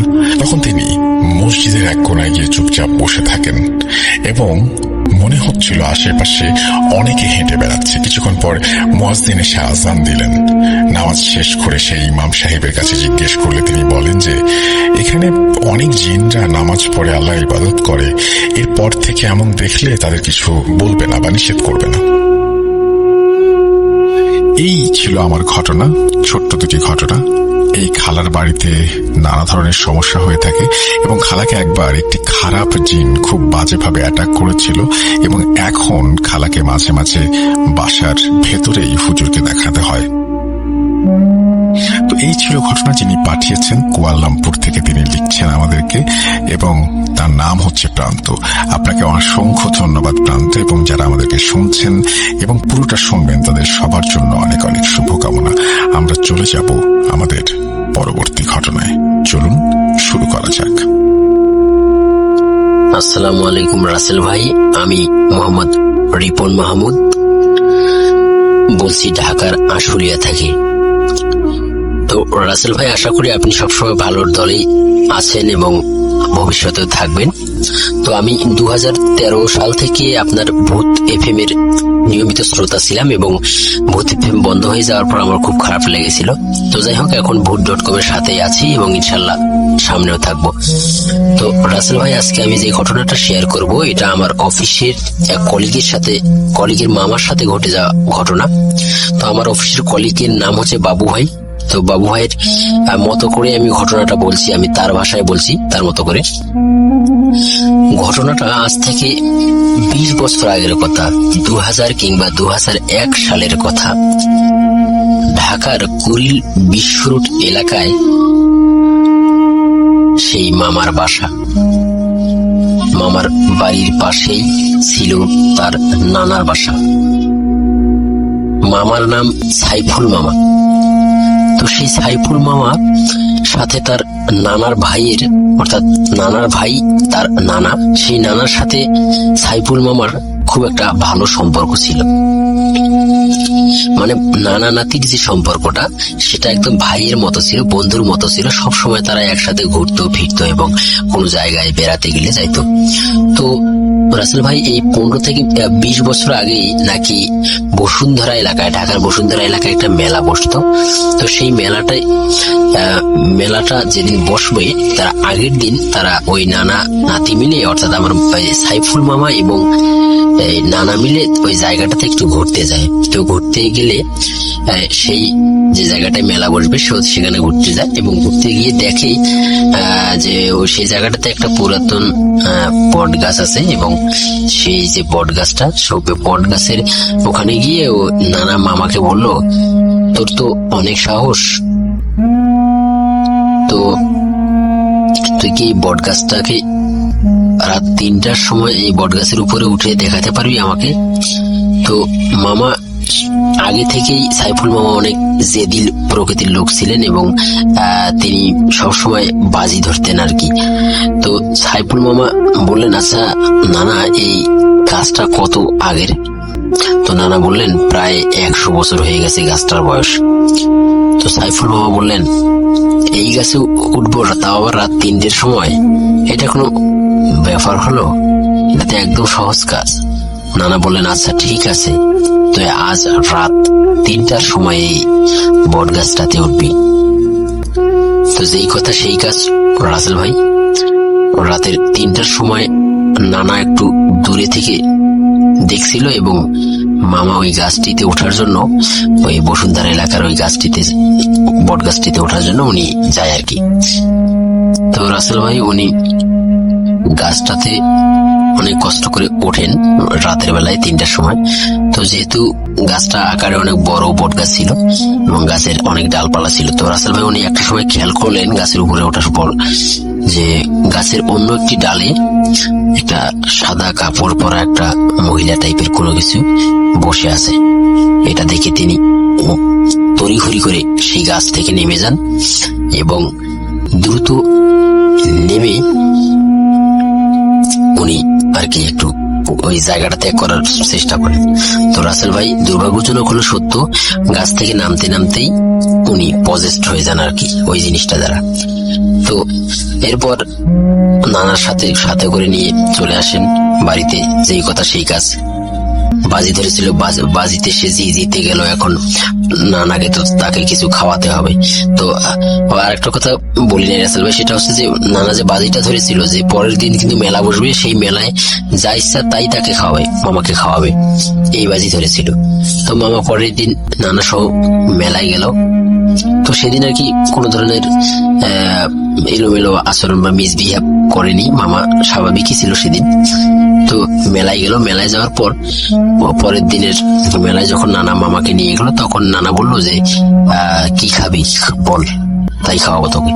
তখন মামা বলতেছে ভাজা মাছ খাবো আমি। তখন নানা একটা চিংড়ি মাছের দোকান নিয়ে যায়, যেখানে চিংড়ি মাছ ভাজি করে বিক্রি করতেছে একটা বিক্রেতা। তো সেখানে গিয়ে দেখা গেল রাসেল ভাই প্রায় 200 পিসের মতো চিংড়ি মাছ ছিল এবং ওই মামা একটা একটা করে হাত দিয়ে নিচ্ছে এবং খাচ্ছে। অবাক করার বিষয় হচ্ছে 200টি মাছ সম্পূর্ণ খেলো। খাওয়ার পর আবার পাশে একটা পিঠার দোকান ছিল, সেখান থেকে 10-20টার মতো পিঠা খেয়ে ফেললো। অবাক করা কাণ্ড। নানা তো পুরোপুরি অবাক। তারপর রাসেল ভাই যেটা হলো, নানা অবাক হয়ে তার দিকে তাকিয়ে রইল এবং মেলাতে ঘুরে ফিরে তারপরে তারা বাসায় ফিরে আসলেন। তো রাসেল ভাই বাসায় ফেরার পর উদ্ভট প্রকৃতির আচরণ করতে শুরু করে সাইফুল মামা। সবাইকে গালি গালাজ, এটা ওটা, মানে আগের তুলনায় সবকিছু যেন অন্যরকম, কেমন জানি তার কাছে এলোমেলো রাখছে। সবাইকে যেমন মানে রাগান্বিত স্বরে কথা বলছে, মানে আচরণটা একটু মানে চেঞ্জ হয়েছে, উদ্ভট প্রকৃতির। তো রাসেল ভাই তারপরে ওই সাইফুল মামা বাড়িতে মিসবিহেভ শুরু করার এক পর্যায়ে তার যে বাবা ছিল, সাইফুল মামার বাবা, সেই নানার আঙ্গুল এক পর্যায়ে পায়ের বৃদ্ধাঙ্গুল কেটে ফেলে সাইফুল মামা। তারপর যেটা হয় যে এইভাবে উদ্ভট প্রকৃতির চালচলন সবাই দেখার পর আশেপাশের মানুষজন মনে করে যে তাকে হয়তোবা বিয়ের বয়স হয়েছে, হয়তোবা বিয়ে দিলে হয়তোবা সব সমস্যার সমাধান হবে। তো এক পর্যায়ে রাসেল ভাই তাকে বিয়ে দেওয়ার জন্য আসলে বিয়ের কথাবার্তা চলতে থাকে। তো এমন সময় হঠাৎ করে একদিন উনি রুম থেকে গায়েব, মানে রুমে ছিল, রুম থেকে হঠাৎ করে দেখে নাই, একদম একটানা 7 দিন উনি নিখোঁজ। তো রাসেল ভাই ওনাকে যে জিনিসটা পজেস্ট করেছিল সেই জিনিসটাই ওনাকে আসলে অন্য একটা জগতে নিয়ে যায়। তো সাইফুল মামার চোখ বন্ধ ছিল, হঠাৎ করে নাকি তিনি চোখ খুলে দেখেন, তিনি নিজেকে অন্য একটা জগতে আবিষ্কার করলেন, যেখানে শুধু সাদা ধুধু করে একটা জায়গা, কোনো লোক মাত্র নেই, সুন্দর সুন্দর এগুলা সুন্দরী নারী এবং সুন্দর চেহারার মানুষ, যা ইতিপূর্বে তিনি কখনো দেখেননি। তো রাসেল ভাই ওনাকে একটি সুন্দর মেয়ে বলছে, তুই আমাকে ছাড়া আর কাউকে বিয়ে করতে পারবি না, যদি বিয়ে করিস তাহলে তোর বিশাল একটা ক্ষতি হবে। তো সাইফুল মামা বলল, মানে প্রতিশ্রুতি দিল যে আমি বিয়ে করব না। ওই মেয়েটা বলতেছে তাকে যে যদি তুমি বিয়ে করো তাহলে তোমার একটা চোখ অন্ধ হয়ে যাবে এবং তুমি প্রতিবন্ধী হয়ে থাকবে চিরতরে। তো রাসেল ভাই 7 দিন পর হঠাৎ করে নিজেকে ঘরের মধ্যে আবিষ্কার করলেন সাইফুল মামা। বাড়ির সবাই খুশি, 7 দিন পর বের হলো, ও যে কোথা থেকে হোক আসছে, এটাই অনেক খুশির খবর। তো সবাই মিলে দেখলো যে সাইফুল মামা ঘরে শুয়ে আছে এবং তার সাথে কি হয়েছে সেটা সে ভালোভাবে বলতে পারে না, শুধু জানে যে অন্য একটা জগতে তাকে নিয়ে যাওয়া হয়েছিল এবং তার সাথে কথা বলা হয়েছে। তো এতটুকুই সে জানায়। তো রাসেল ভাই এখানে এদিকে বিয়ের প্রস্তুতি যখন চলছিল, তবে রাসেল ভাই একটা অবাক করা কাণ্ড হলো, যেদিন বিয়ের মানে সকল কার্যক্রম শুরু হবে, বিয়ে হবে আর কি, তো সেই দিন একটা কাজ হলো, সেটা হচ্ছে যে অবাক করা ঘটনা হচ্ছে বাসায় ভরা লোকজন, কিন্তু হঠাৎ করে দেখা গেল কি যে বিদ্যুৎ, সব জায়গায় বিদ্যুৎ আছে কিন্তু বাসায় বারবার বিদ্যুৎ শুধু আপ ডাউন করছে। হঠাৎ করে বিদ্যুৎ চলে যাচ্ছে, আবার আসছে, আবার চলে যাচ্ছে। এই বিষয়টা খেয়াল করার পর দেখলো যে আগের সময় হয়তো বা টিন শেডের ঘর ছিল, তো টিন শেডের ঘরে লক্ষ্য করলো যে এই সারা বাড়ির যে ঘরের বেড়াগুলো আমরা যেটাকে বলি বেড়াগুলো রয়েছে, বেড়াগুলো বিদ্যুৎ সংযোগ পাচ্ছে আর কি, মানে হাত দিলেই শক করছে। তো এই বিষয়টি খেয়াল করার পর কোনো এক কর্মে বারবার যখন এই ধরনের ঘটনা ঘটতে থাকে, অনেকের শক খাচ্ছে, তখন এক পর্যায়ে বিয়ে সেদিন স্থগিত করে যে বিয়ে আজকে হবে না। তো রাসেল ভাই হবে না বলে সবাই সিদ্ধান্ত নিল যে আজকে বিয়ে হবে না একটা পর্যায়ে। তো রাসেল ভাই এর ভিতরেই ওই সাইফুল মামার সাথে ওই সেই নানার আরো একটা মানে বাজি ধরে, বাজি চুক্তি হয় আর কি। তো এটা কি ধরনের বাজি? এটা হচ্ছে যে এক মানে আমরা বিভিন্ন আয়োজন করলে অনুষ্ঠানে যে দেখে থেকে বড় ধরনের যে পাতিলগুলো আমরা দেখি, হাড়িগুলো ডেক যাকে বলে গ্রামের ভাষায়, তো এক ডেক আপনার বিরিয়ানি এবং 4টা খাসির মাংস, 4টা খাসির যতগুলো মাংস হবে এবং এক ডেক বিরিয়ানি ওই সাইফুল মামাকে খেতে হবে। এবং সাইফুল মামা নিশ্চিন্তে বলে, হ্যাঁ এটা কোনো ব্যাপার হলো, খেতে পারবো। যে কথা সে কাজ রাসেল ভাই। উনি 200 জনের খাবার অর্থাৎ এক ডেক বিরিয়ানি এবং 4টা খাসির মাংস এক পোষনাতেই একবার মানে আধা ঘন্টার মধ্যেই খেয়ে ফেলে। অবাক করা কাণ্ড রাসেল ভাই, এটা দেখে তো সবাই অবাক হয়ে গেল। তারপর রাসেল ভাই যেটা ঘটলো, সবাই যখন অবাক, তখন সেই নানা জিজ্ঞেস করলো সাইফুল মামাকে যে তুমি কিভাবে খেলে এটা? আরো কিছু আছে নাকি? থাকলে আমাকে দাও, আমি আরো খাবো। এটা শুনে তো আরো অবাক। তবে রাসেল ভাই এরকম করতে করতে যখন পরের দিন সকাল হলো, পরের দিন সকাল গেল, দুপুর বেলার সময়টুকু পার হয়ে গেল গল্প গুজব করতে করতে। আর রাতের বেলা ওই নানা বলতেছে, সাইফুল আজকে আমি আর বাসায় ঘুমাবো না, আজকে আমি তোর সাথে ঘুমাবো। তা সাইফুল মামা বললো যে আচ্ছা ঠিক আছে, আমার সাথে ঘুমান, সমস্যা নেই। তো রাতে ঘুমাতে যাওয়ার সময় ওই যখন বিছানে গেল, যাওয়ার পর নানা সাইফুল মামাকে জিজ্ঞেস করছে, আচ্ছা তুই যে আজকে বাজি ধরে এতগুলো খাবার খেলি, এটা আসলে কিভাবে সম্ভব? তো সাইফুল মামা একটা মুচকি হাসি দিয়ে বলল, নানা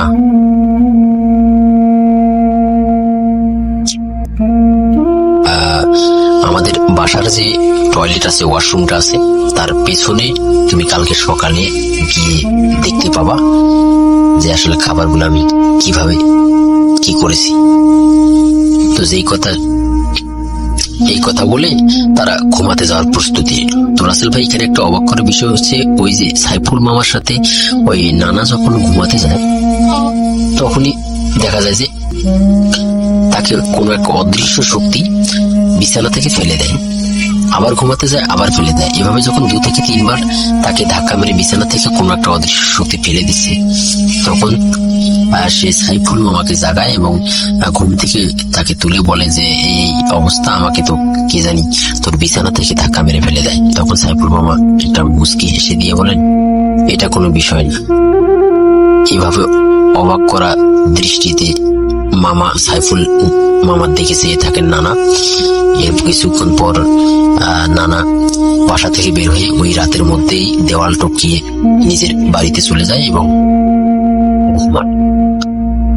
তো রাসেল ভাই একটা দুর্ভাগ্যজনক হলো সত্য, দুঃখের খবর, সেটা হচ্ছে যে সাইফুল মামা তারপরে যে কোনো ঘটনাক্রমে তিনি একটি বিয়ে করেন এবং বিয়ে করার কিছুদিন পরই তার একটা চোখ নষ্ট হয়ে যায় এবং তিনি আর কি প্রতিবন্ধী হয়ে যান এবং এখনো উনি ঢাকার কুড়িল বিশ্ব রোড এলাকার কোনো একটি হাসপাতালে ভর্তি রয়েছেন। তো এই ছিল আমার ঘটনা। ভালো লাগলে সবার সাথে শেয়ার করবেন। ধন্যবাদ। শুনছেন ভূত.com এপিসোড নাম্বার 225। আমি রাসেল আছি আপনাদের সাথে। আরো একবার আপনাদের সবাইকে স্বাগত জানাচ্ছি। আমরা তৃতীয় অডিও ক্লিপে যাব এবং আপনারা যারা আমাদের ফেসবুকের যে পোস্টটা দেখতে পাচ্ছেন সেখানে কমেন্ট করতে পারেন। যে কোনো প্রশ্ন থাকলে সেখানে করতে পারেন। আমাদের ফেসবুক পেজের অ্যাড্রেস হচ্ছে www.facebook.com/russell.স্বাধীন। আমাদের একটা ইউটিউব চ্যানেল আছে rjrussellbooth.com, সেখানে আপনারা কানেক্টে থাকতে পারেন সমস্ত আপডেট পাওয়ার জন্য। আমরা চলে যাব আমাদের পরবর্তী ঘটনায়।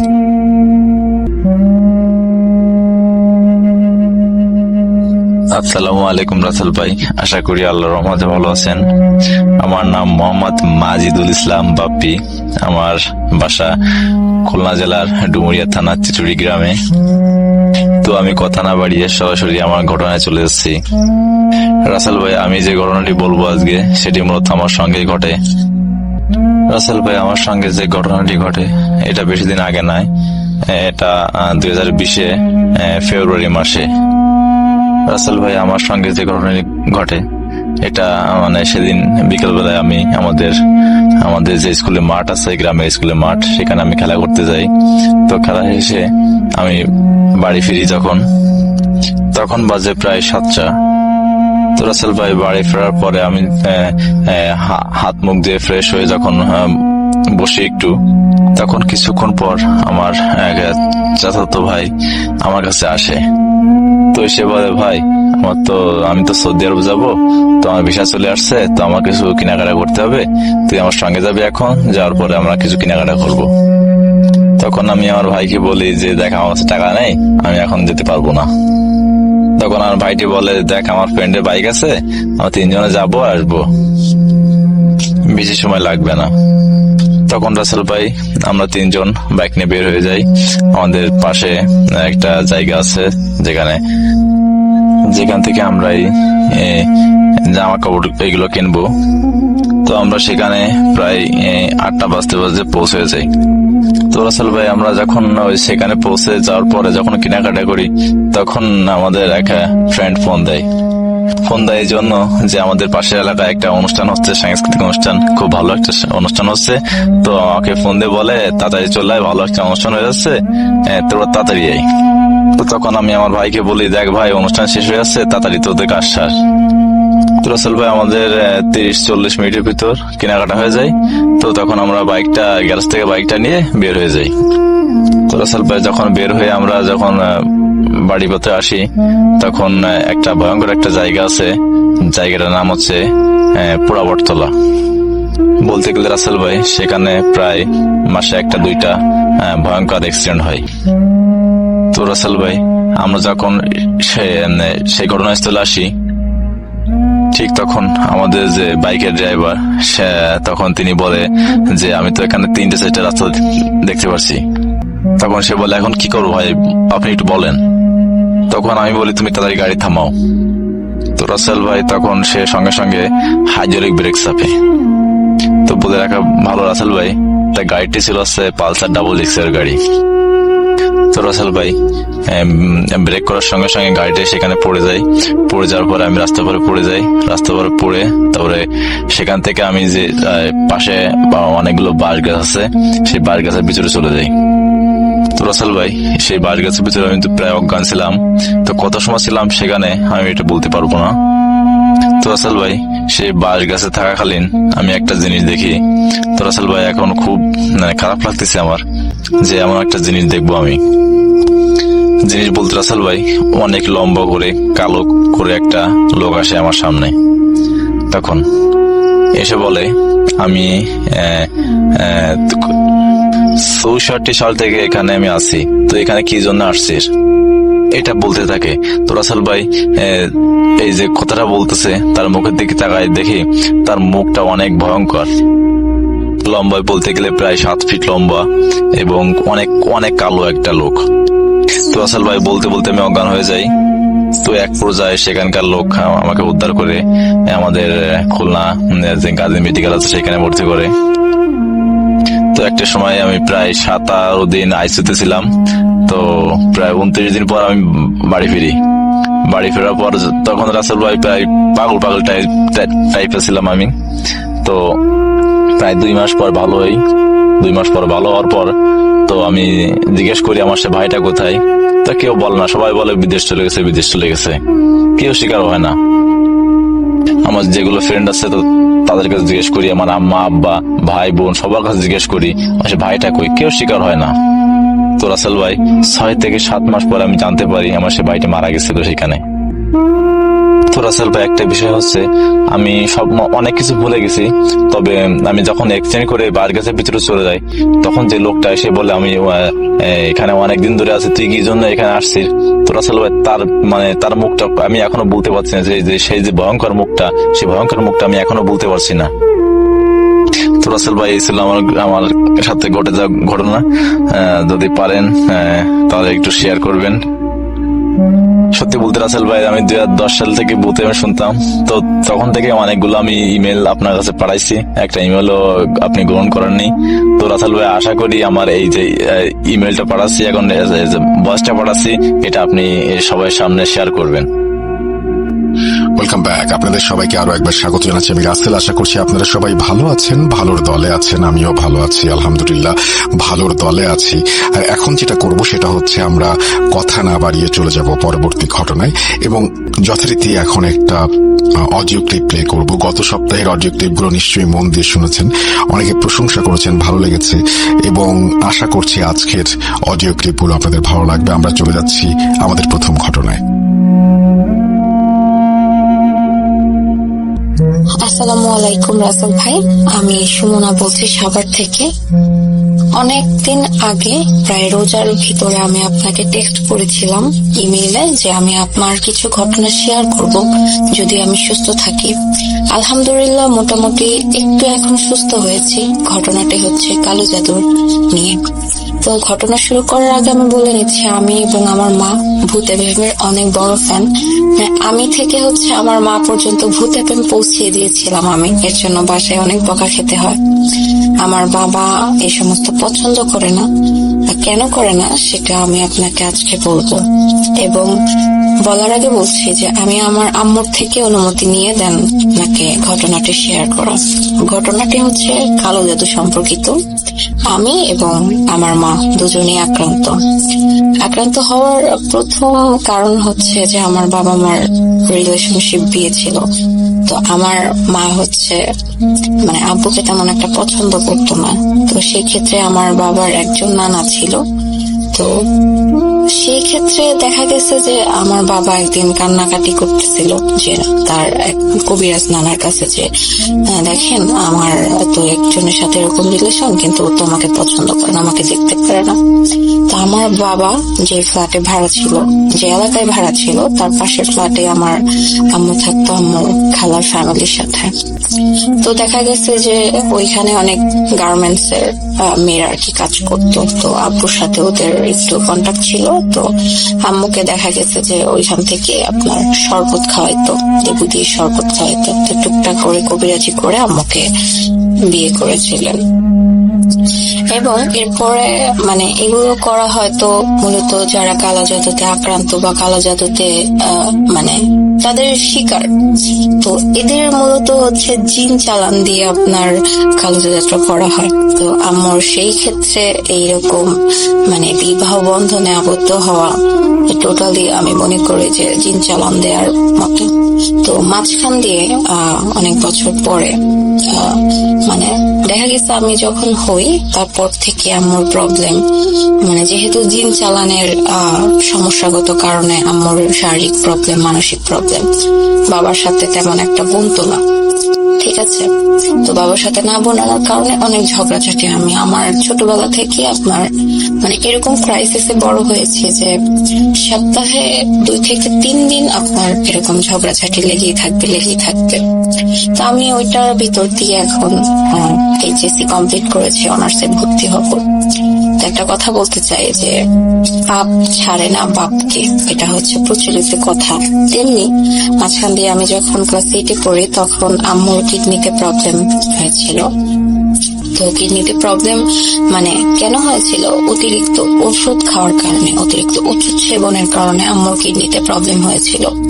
দেখা গেছে এত এত ডক্টর দেখানো হয়েছে, ইবনে সিনা থেকে বিভিন্ন বড় বড় প্রতিষ্ঠান থেকে ডক্টর দেখানো হয়েছিল। তো সবার এক কথা, কোনো রোগ নেই, কোনো কিছুই নেই, বাট আম্মুর প্রচন্ড শ্বাসকষ্ট হতো, বুকে ব্যথা হতো, মাথা ব্যথা করতো, অনেক পেইন। মানে সবাই বলেছিল যে এটা হচ্ছে মাইগ্রেনের প্রবলেম, কিন্তু দেখা গেছে এটা মাইগ্রেনের প্রবলেম না। আর কেননা সেটা আরেকটু ঘটনার গভীরে গেলে বুঝতে পারবেন। তো এরকম করতে করতে বিভিন্ন ডক্টরের কাছ থেকে বিভিন্ন ওষুধ খাওয়ানো হয়, সবাই হচ্ছে অ্যান্টিবায়োটিক দিয়েছিল। প্রায় 1.5-2 লাখ টাকা শুধু ডক্টরের ভিজিট লেগেছে আমি যখন ক্লাস 8-এ পড়ি। তো এরপরে আস্তে আস্তে আমার কিডনির প্রবলেম দেখা দিয়েছে, কিডনিতে আর কি পানি চলে আসছিল। তো পিজি হসপিটালে ভর্তি করিয়েছিল আম্মুকে। তো ডায়ালিসিস করার কথা ছিল, বাট অনেক প্রেশার লো কারণে ডায়ালিসিস করা হয়নি। পিজিতে ছিল 15 দিন, তারপরে হচ্ছে ইবনে সিনাতে গিয়েছিল। তো ইবনে সিনা থেকে রিটার্ন করে দিয়েছে আম্মুকে, যে মানে পানিতে হাত পা এত ফুলে গেছে, আম্মুকে এখান থেকে রিটার্ন করে দিয়েছে যে আম্মুকে আসলে এখানে ভর্তি করাবে না। তো বাসায় আসার পরে আম্মু এখন ডায়ালিসিস ছাড়া হয়তো সবার দোয়ায় যে সুস্থ হয়েছে। তারপরও মাঝে মধ্যে ডক্টর বলেছে যে কিডনির প্রবলেম হলে সেক্ষেত্রে আপনার এরকম করতে।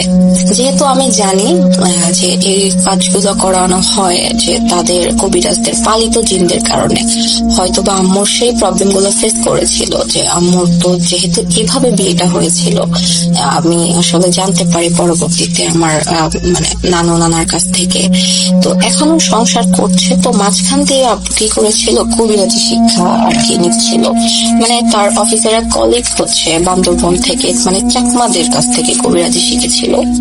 তো সেখান থেকে অ্যাকচুয়ালি কবিরাজি শিক্ষা নিচ্ছিল। বাট এরপরে কি হয়েছে, সে আর কন্টিনিউ করে নাই। তারপরে আমাদের ঘরে আমি দেখতাম যে রাত হলে বাবা তার রুম আটকিয়ে আর কি বিভিন্ন জাফরান কালির দেন হচ্ছে বিভিন্ন মানে আদার্স যে কবিরাজি শিক্ষার যে জিনিসপত্র লাগে, একটা সাদা কাগজ, তারপর হচ্ছে কিছু ডায়েরিতে কিছু নকশা আঁকানো। তো এগুলা করতে গিয়ে তার একটু মেবি প্রবলেম হচ্ছিল। মানে দেখা গেছে যে অনেক সিকনেস কাজ করতো তার ভিতরে, এমনিতে অনেক চিকন মানুষ বাবা, শুকিয়ে যাচ্ছিল।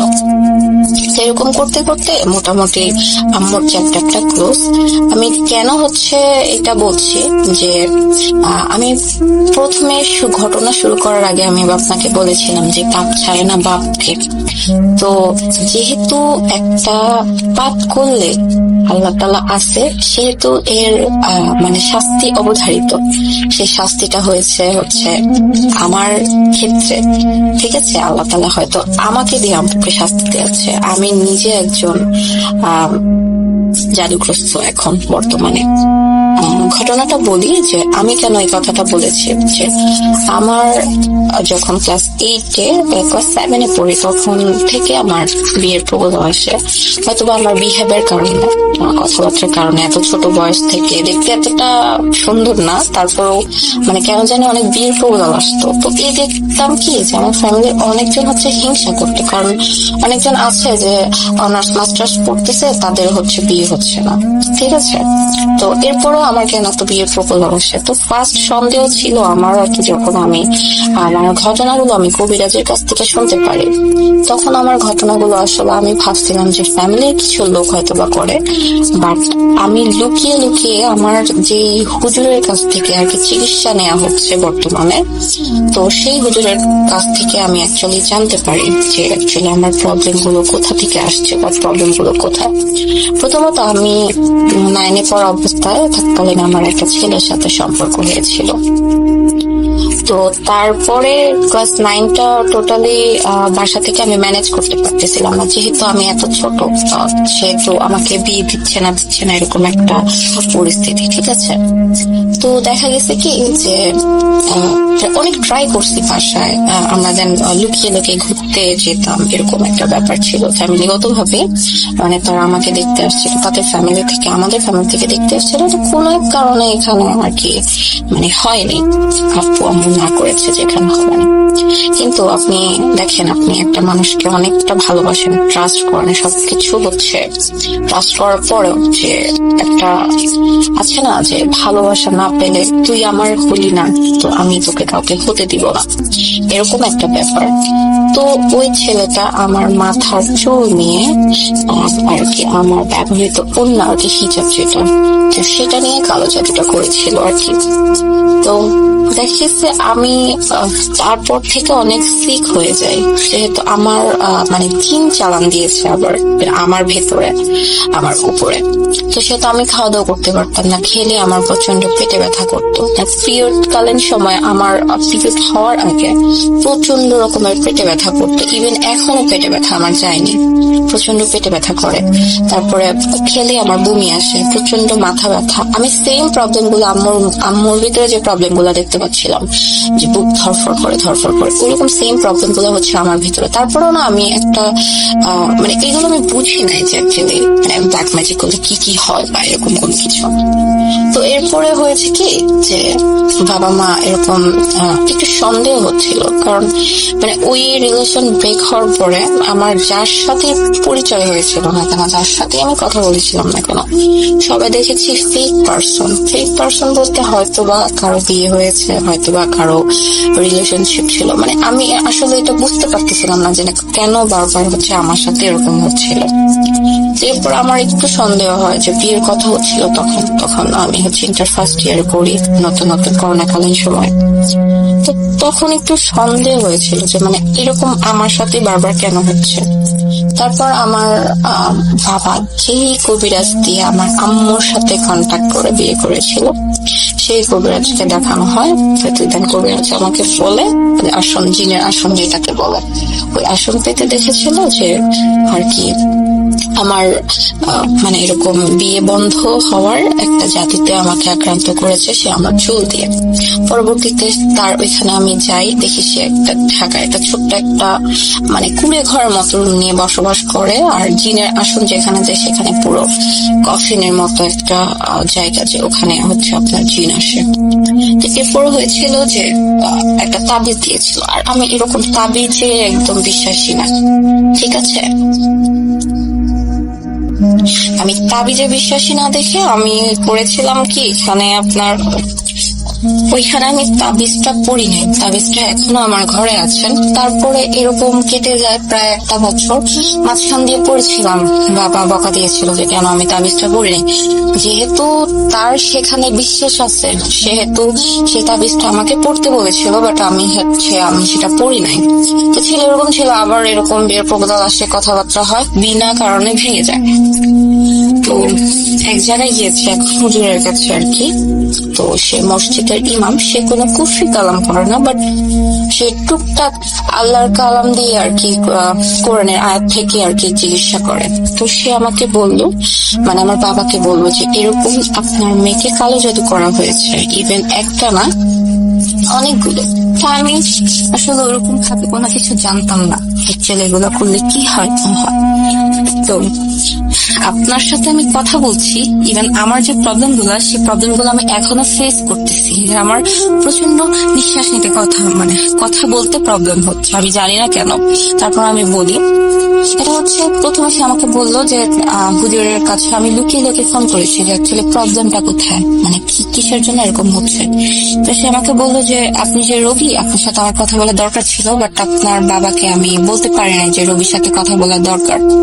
তো আপনি মেবি একদিন কোন এক কারণে, আমি সেই জায়গাটার নাম বলছি না, তো সেখানে আমার ছোট ভাই কোলে করে দাঁড়িয়েছিলাম, তো হুজুর আমার পাশ দিয়ে চলে গেছে।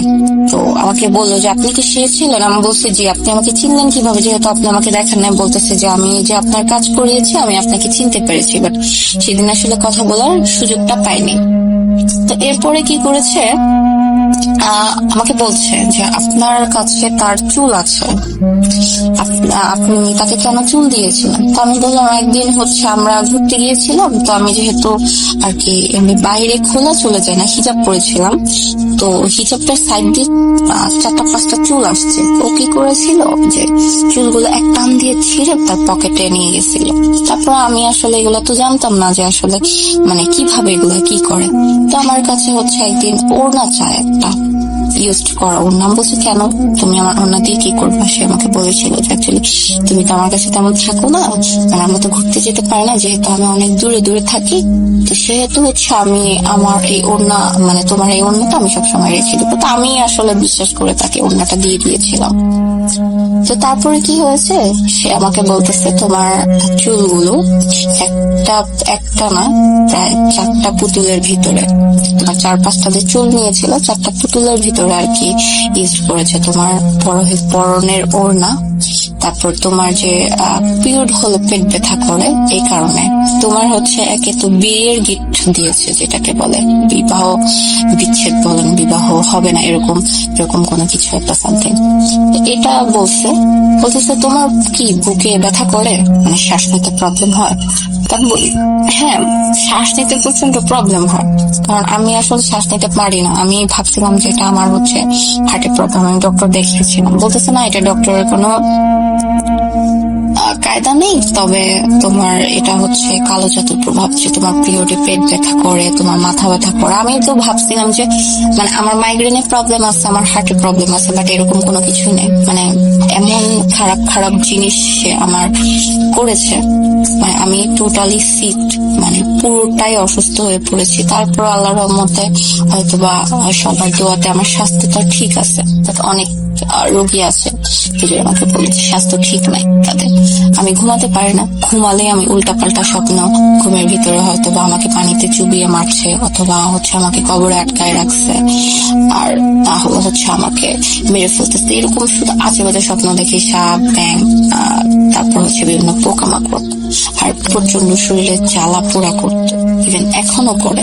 আপনার সাথে আমি কথা বলছি, আমি ভয়েসটা রেকর্ড করার সময় আমি ঠিক মতো কথা বলতে পারছি না, যে আমার ভিতর থেকে মনে হচ্ছে যে কিছুটা চাপ দিয়ে ধরছে। তো মোটামুটি চিকিৎসা করা হয়েছে, বাট খারাপ যে জিনিসটা করেছে সেটা হচ্ছে মানে খুব বাজে কালো জাদু যেটাকে বলে, ঠিক আছে। শয়তানকে হচ্ছে বলি দিয়েছে, শয়তানকে একটা শিশু বাচ্চা বলি দিছে, দিয়ে হচ্ছে এই কাজটা করেছে, যে সেই কারণে হচ্ছে আমার প্রবলেমটা যাচ্ছে না। প্রায় 2 বছর ধরে আমি অসুস্থ, চিকিৎসা আমি করাতে পারছি না। প্রচুর বড় হুজুর ইমাম রুকায়া শোনা হয়, রুকায়া শুনলে একটা প্রবলেম, প্রচন্ড মাথা ব্যথা করে, প্রচন্ড ঘুম আসে, আর হচ্ছে বুক ধরফর করে, আর মনে হয় যে শরীরে অনেক পিঁপড়া মানে এই পাশ থেকে ওই পাশে যাচ্ছে এরকম লাগে। আমি বললাম হুজুরকে সব প্রবলেমের কথা বলতেছে, যে এরকম যে আপনার বুকের পেটের, ঠিক আছে, এই সমস্ত নকশা এঁকে পুতুলের ভিতরে ভরে আপনার হচ্ছে পুতুলের গায়ে যেই হচ্ছে আমরা যে হিজাব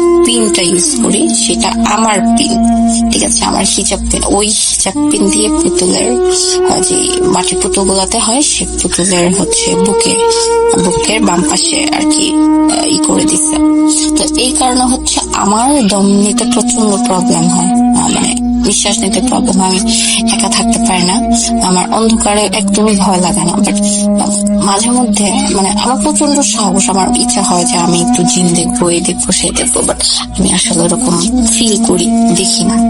আমার যে বাসাটা, সেই বাসাটা হচ্ছে আপনার শ্মশানের উপর। তো এক্ষেত্রে আমি মাঝে মধ্যে অনেক দিন আছে এরকম যে আমি ছাদে বসে থাকি, আমি হচ্ছে 5 ফ্লোরে থাকি, আমার যে ব্যালকনিটা সেই ব্যালকনিটা আর কি একটু খারাপ আর কি, অনেক কিছু মানুষ দেখে, বাট সেটা আমি আসলে এখনো পর্যন্ত দেখি নাই। ওইটার অনেক কাহিনী আছে, ওইটা অন্যদিন আমার ঘটনা যদি সিলেক্ট হয় তাহলে হচ্ছে আমি আপনাকে সেই ঘটনাটা আর কি বলবো। কিন্তু এখন প্রবলেম হচ্ছে যে আমি এখনো সিক। আমি সেদিন যে বললাম যে রাসেল ভাই আমি আপনাকে কিছু ঘটনা শেয়ার করবো, অ্যাকচুয়ালি আমি সেদিন ছাদে গিয়েছিলাম তো কি হয়েছিল, ছাদে প্রচন্ড গরম ছিল, একদম মানে প্রচন্ড গরম। আমি ছাদের কোনায়, যে আমার ব্যালকনি বরাবর যে রুমটা আছে সেই কোনায় দাঁড়িয়ে আছি, ছাদে কেউ নাই। ঈদের বন্ধতে আর কি সবাই বাড়িতে গিয়েছে, যেহেতু আমি 5 ফ্লোরে থাকি, 6 ফ্লোরে হচ্ছে ছাদ, আমি ছাদে গিয়ে দাঁড়িয়েছি। তো সুরা মেবি শুনছিলাম এরকম একটা। তো সুরা শুনতে শুনতে একটা গান চলে আসতো, তো আমি আবার সাউন্ডটা কমাই দিয়ে দাঁড়ায় আছি, গান শুনতেছি বাতাসে। তো হঠাৎ করে আমার ডান পাশ থেকে হালকা গরম একটা বাতাস আর কি, চুলগুলো আবার অনেক বড়, তো হঠাৎ করে আমার চুলটা খুলে গেছে। আমি চুলে গিট্টু দিয়ে রাখছিলাম, বেশিরভাগ আমি চুলে গিট্টু দিয়ে রাখি, সে চুলটা হালকা করে খুলে গেল। তো আমি বাঁধলাম, বেঁধে আবার রুমে আসলাম। তখন থেকে আমি আবার পজেস্ট বলবো না, মানে আমি নাকি একটু পাগলামি করতেছিলাম, যে আপনাকে বলতেছিলাম আমাকে কেন ছাদ থেকে নিয়ে আসা হলো। আমি কিন্তু একা একা নিজের রুমে আসছি, দেখা গেছে আমার শরীরে একদম প্রচুর দাগ, ছোট ছোট অ্যালার্জির মতো, মানে ঘা হয়ে যায় এরকম, ওরকম দিয়ে পুরা শরীর ফুলে গেল, ঠোঁট লাল, চোখ লাল, সব মুখ চোখ একদম লাল হয়ে গেল। তারপরে আমি আবার হুজুরের কাছে বলি এরকম প্রবলেম। তো হুজুর আমাকে বলে আপনি যে বাসাটা থাকেন সেই বাসাটা একটু প্রবলেম আছে, তো সেক্ষেত্রে আপনাকে একটু সাবধানতা অবলম্বন করতে হবে। আপনি 4 কুল 3 কুল হাইতল কুরসি, তারপর হচ্ছে দৌড় শরীফ, এগুলো পরে বুকে ফু দিয়ে শরীর বন্ধ করে প্রতিদিন ঘুমাবেন সকাল বিকাল, ঠিক আছে? তো আমি এখনো সুস্থ না, আমার চিকিৎসা এখনো চলছে, আমি জানি না আমি কবে সুস্থ হব। আমার মা এখনো মাঝে মধ্যে প্রবলেম ফেস করে, আম্মুরটা আর প্রবলেম আমি বলবো না, যে আম্মুরটা এখন যা হবার হয়ে গেছে। বাট আমি কেন এই কথাটা বললাম, আমার ঘটনাটা আমি শেয়ার করলাম রাসেল ভাই আপনাকে, সেটা হচ্ছে তুমি যতই পাপ করো না কেন, তুমি যেই কোনো পাপ করো না কেন, 5 বছর 10 বছর 20 বছর পরে সেটা তোমার হয়ে ফেরত আসবে। সেহেতু আমার বাবা আম্মুর সাথে এরকম জঘন্য একটা কালো জাদু, জঘন্যই বলবো, সব কালো জাদুই জঘন্য, এরকম করে বিয়ে করেছে। তো সেহেতু আমি তাদের ঘরের প্রথম সন্তান, সেক্ষেত্রে আমার দ্বারা আর কি তার কারণে আমার বাবার কারণে আমি পজেস্ট, হয়তো আল্লাহ তাআলা সেই শাস্তিটা আমার বাবাকে দিচ্ছে, আমাকে দিয়ে। সবার কাছে দোয়া করবেন। আসলে আমার ঘটনার কোনো ব্যাখ্যা নাই বা ভৌতিক কোনো কিছু না, আমি আমার প্রবলেম গুলো ফেস করতেছি। ভাই আমি ঘটনা আর বাড়াতে চাচ্ছি না, লিসনারদের কাছে একটা অনুরোধ, যে ব্ল্যাক ম্যাজিক করার আগে অবশ্যই 10 বার ভাববেন আপনি যাকে ব্ল্যাক ম্যাজিক করছেন বা যার জন্য ব্ল্যাক ম্যাজিক করছেন। এমনটা উল্টো করণ জাদুতে আপনি নিজে ফেসে যেতে পারেন। ইভেন কুফরি কালাম করে কারো ক্ষতি করে কেউ কোনোদিন ভালো থাকে না, ঠিক আছে? এই ঘটনার ভিতরে আমি সবাইকে আর কি একটা মেসেজ দিতে চাই, যে পাপ বাপকেও ছাড়ে না, ইভেন আমার বাবাকেও ছাড়েনি। তার মেয়ে আমি হয়ে বলছি যে সে যে জিনিসগুলো করেছে তুমি উচিত হয় নাই করাটা, আল্লাহ হয়তো শাস্তি স্বরূপ আমাকে দিচ্ছে। তো দয়া করে কখনোই কারো উপর ব্ল্যাক ম্যাজিক করবেন না, উপরে আল্লাহ আছে, উনি ঘুরাই দিবে আপনাকে, আপনার পজিশন ঘুরাইয়া দিবে একদম, যার কারণে আপনি নিজে ধ্বংস হয়ে যেতে বাধ্য।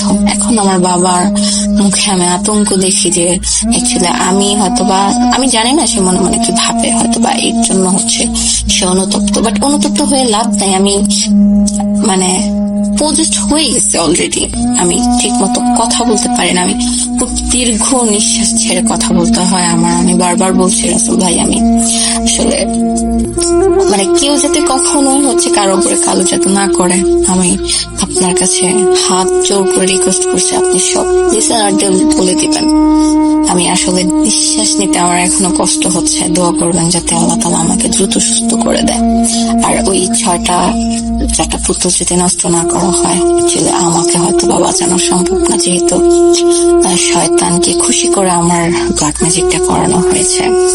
আর আল্লাহ তাআলা সবাইকে হেদায়েত দান করুন যাতে এরকম কোনো কিছু আর কারোর সাথে না করেন। রাসেল ভাই ভালো থাকবেন, আমি জানি আপনি সবসময় ভালো দোয়া, তারপরে বলছি ভালো থাকবেন এবং সবার কাছে দোয়া চেয়ে আমি বিদায় নিচ্ছি।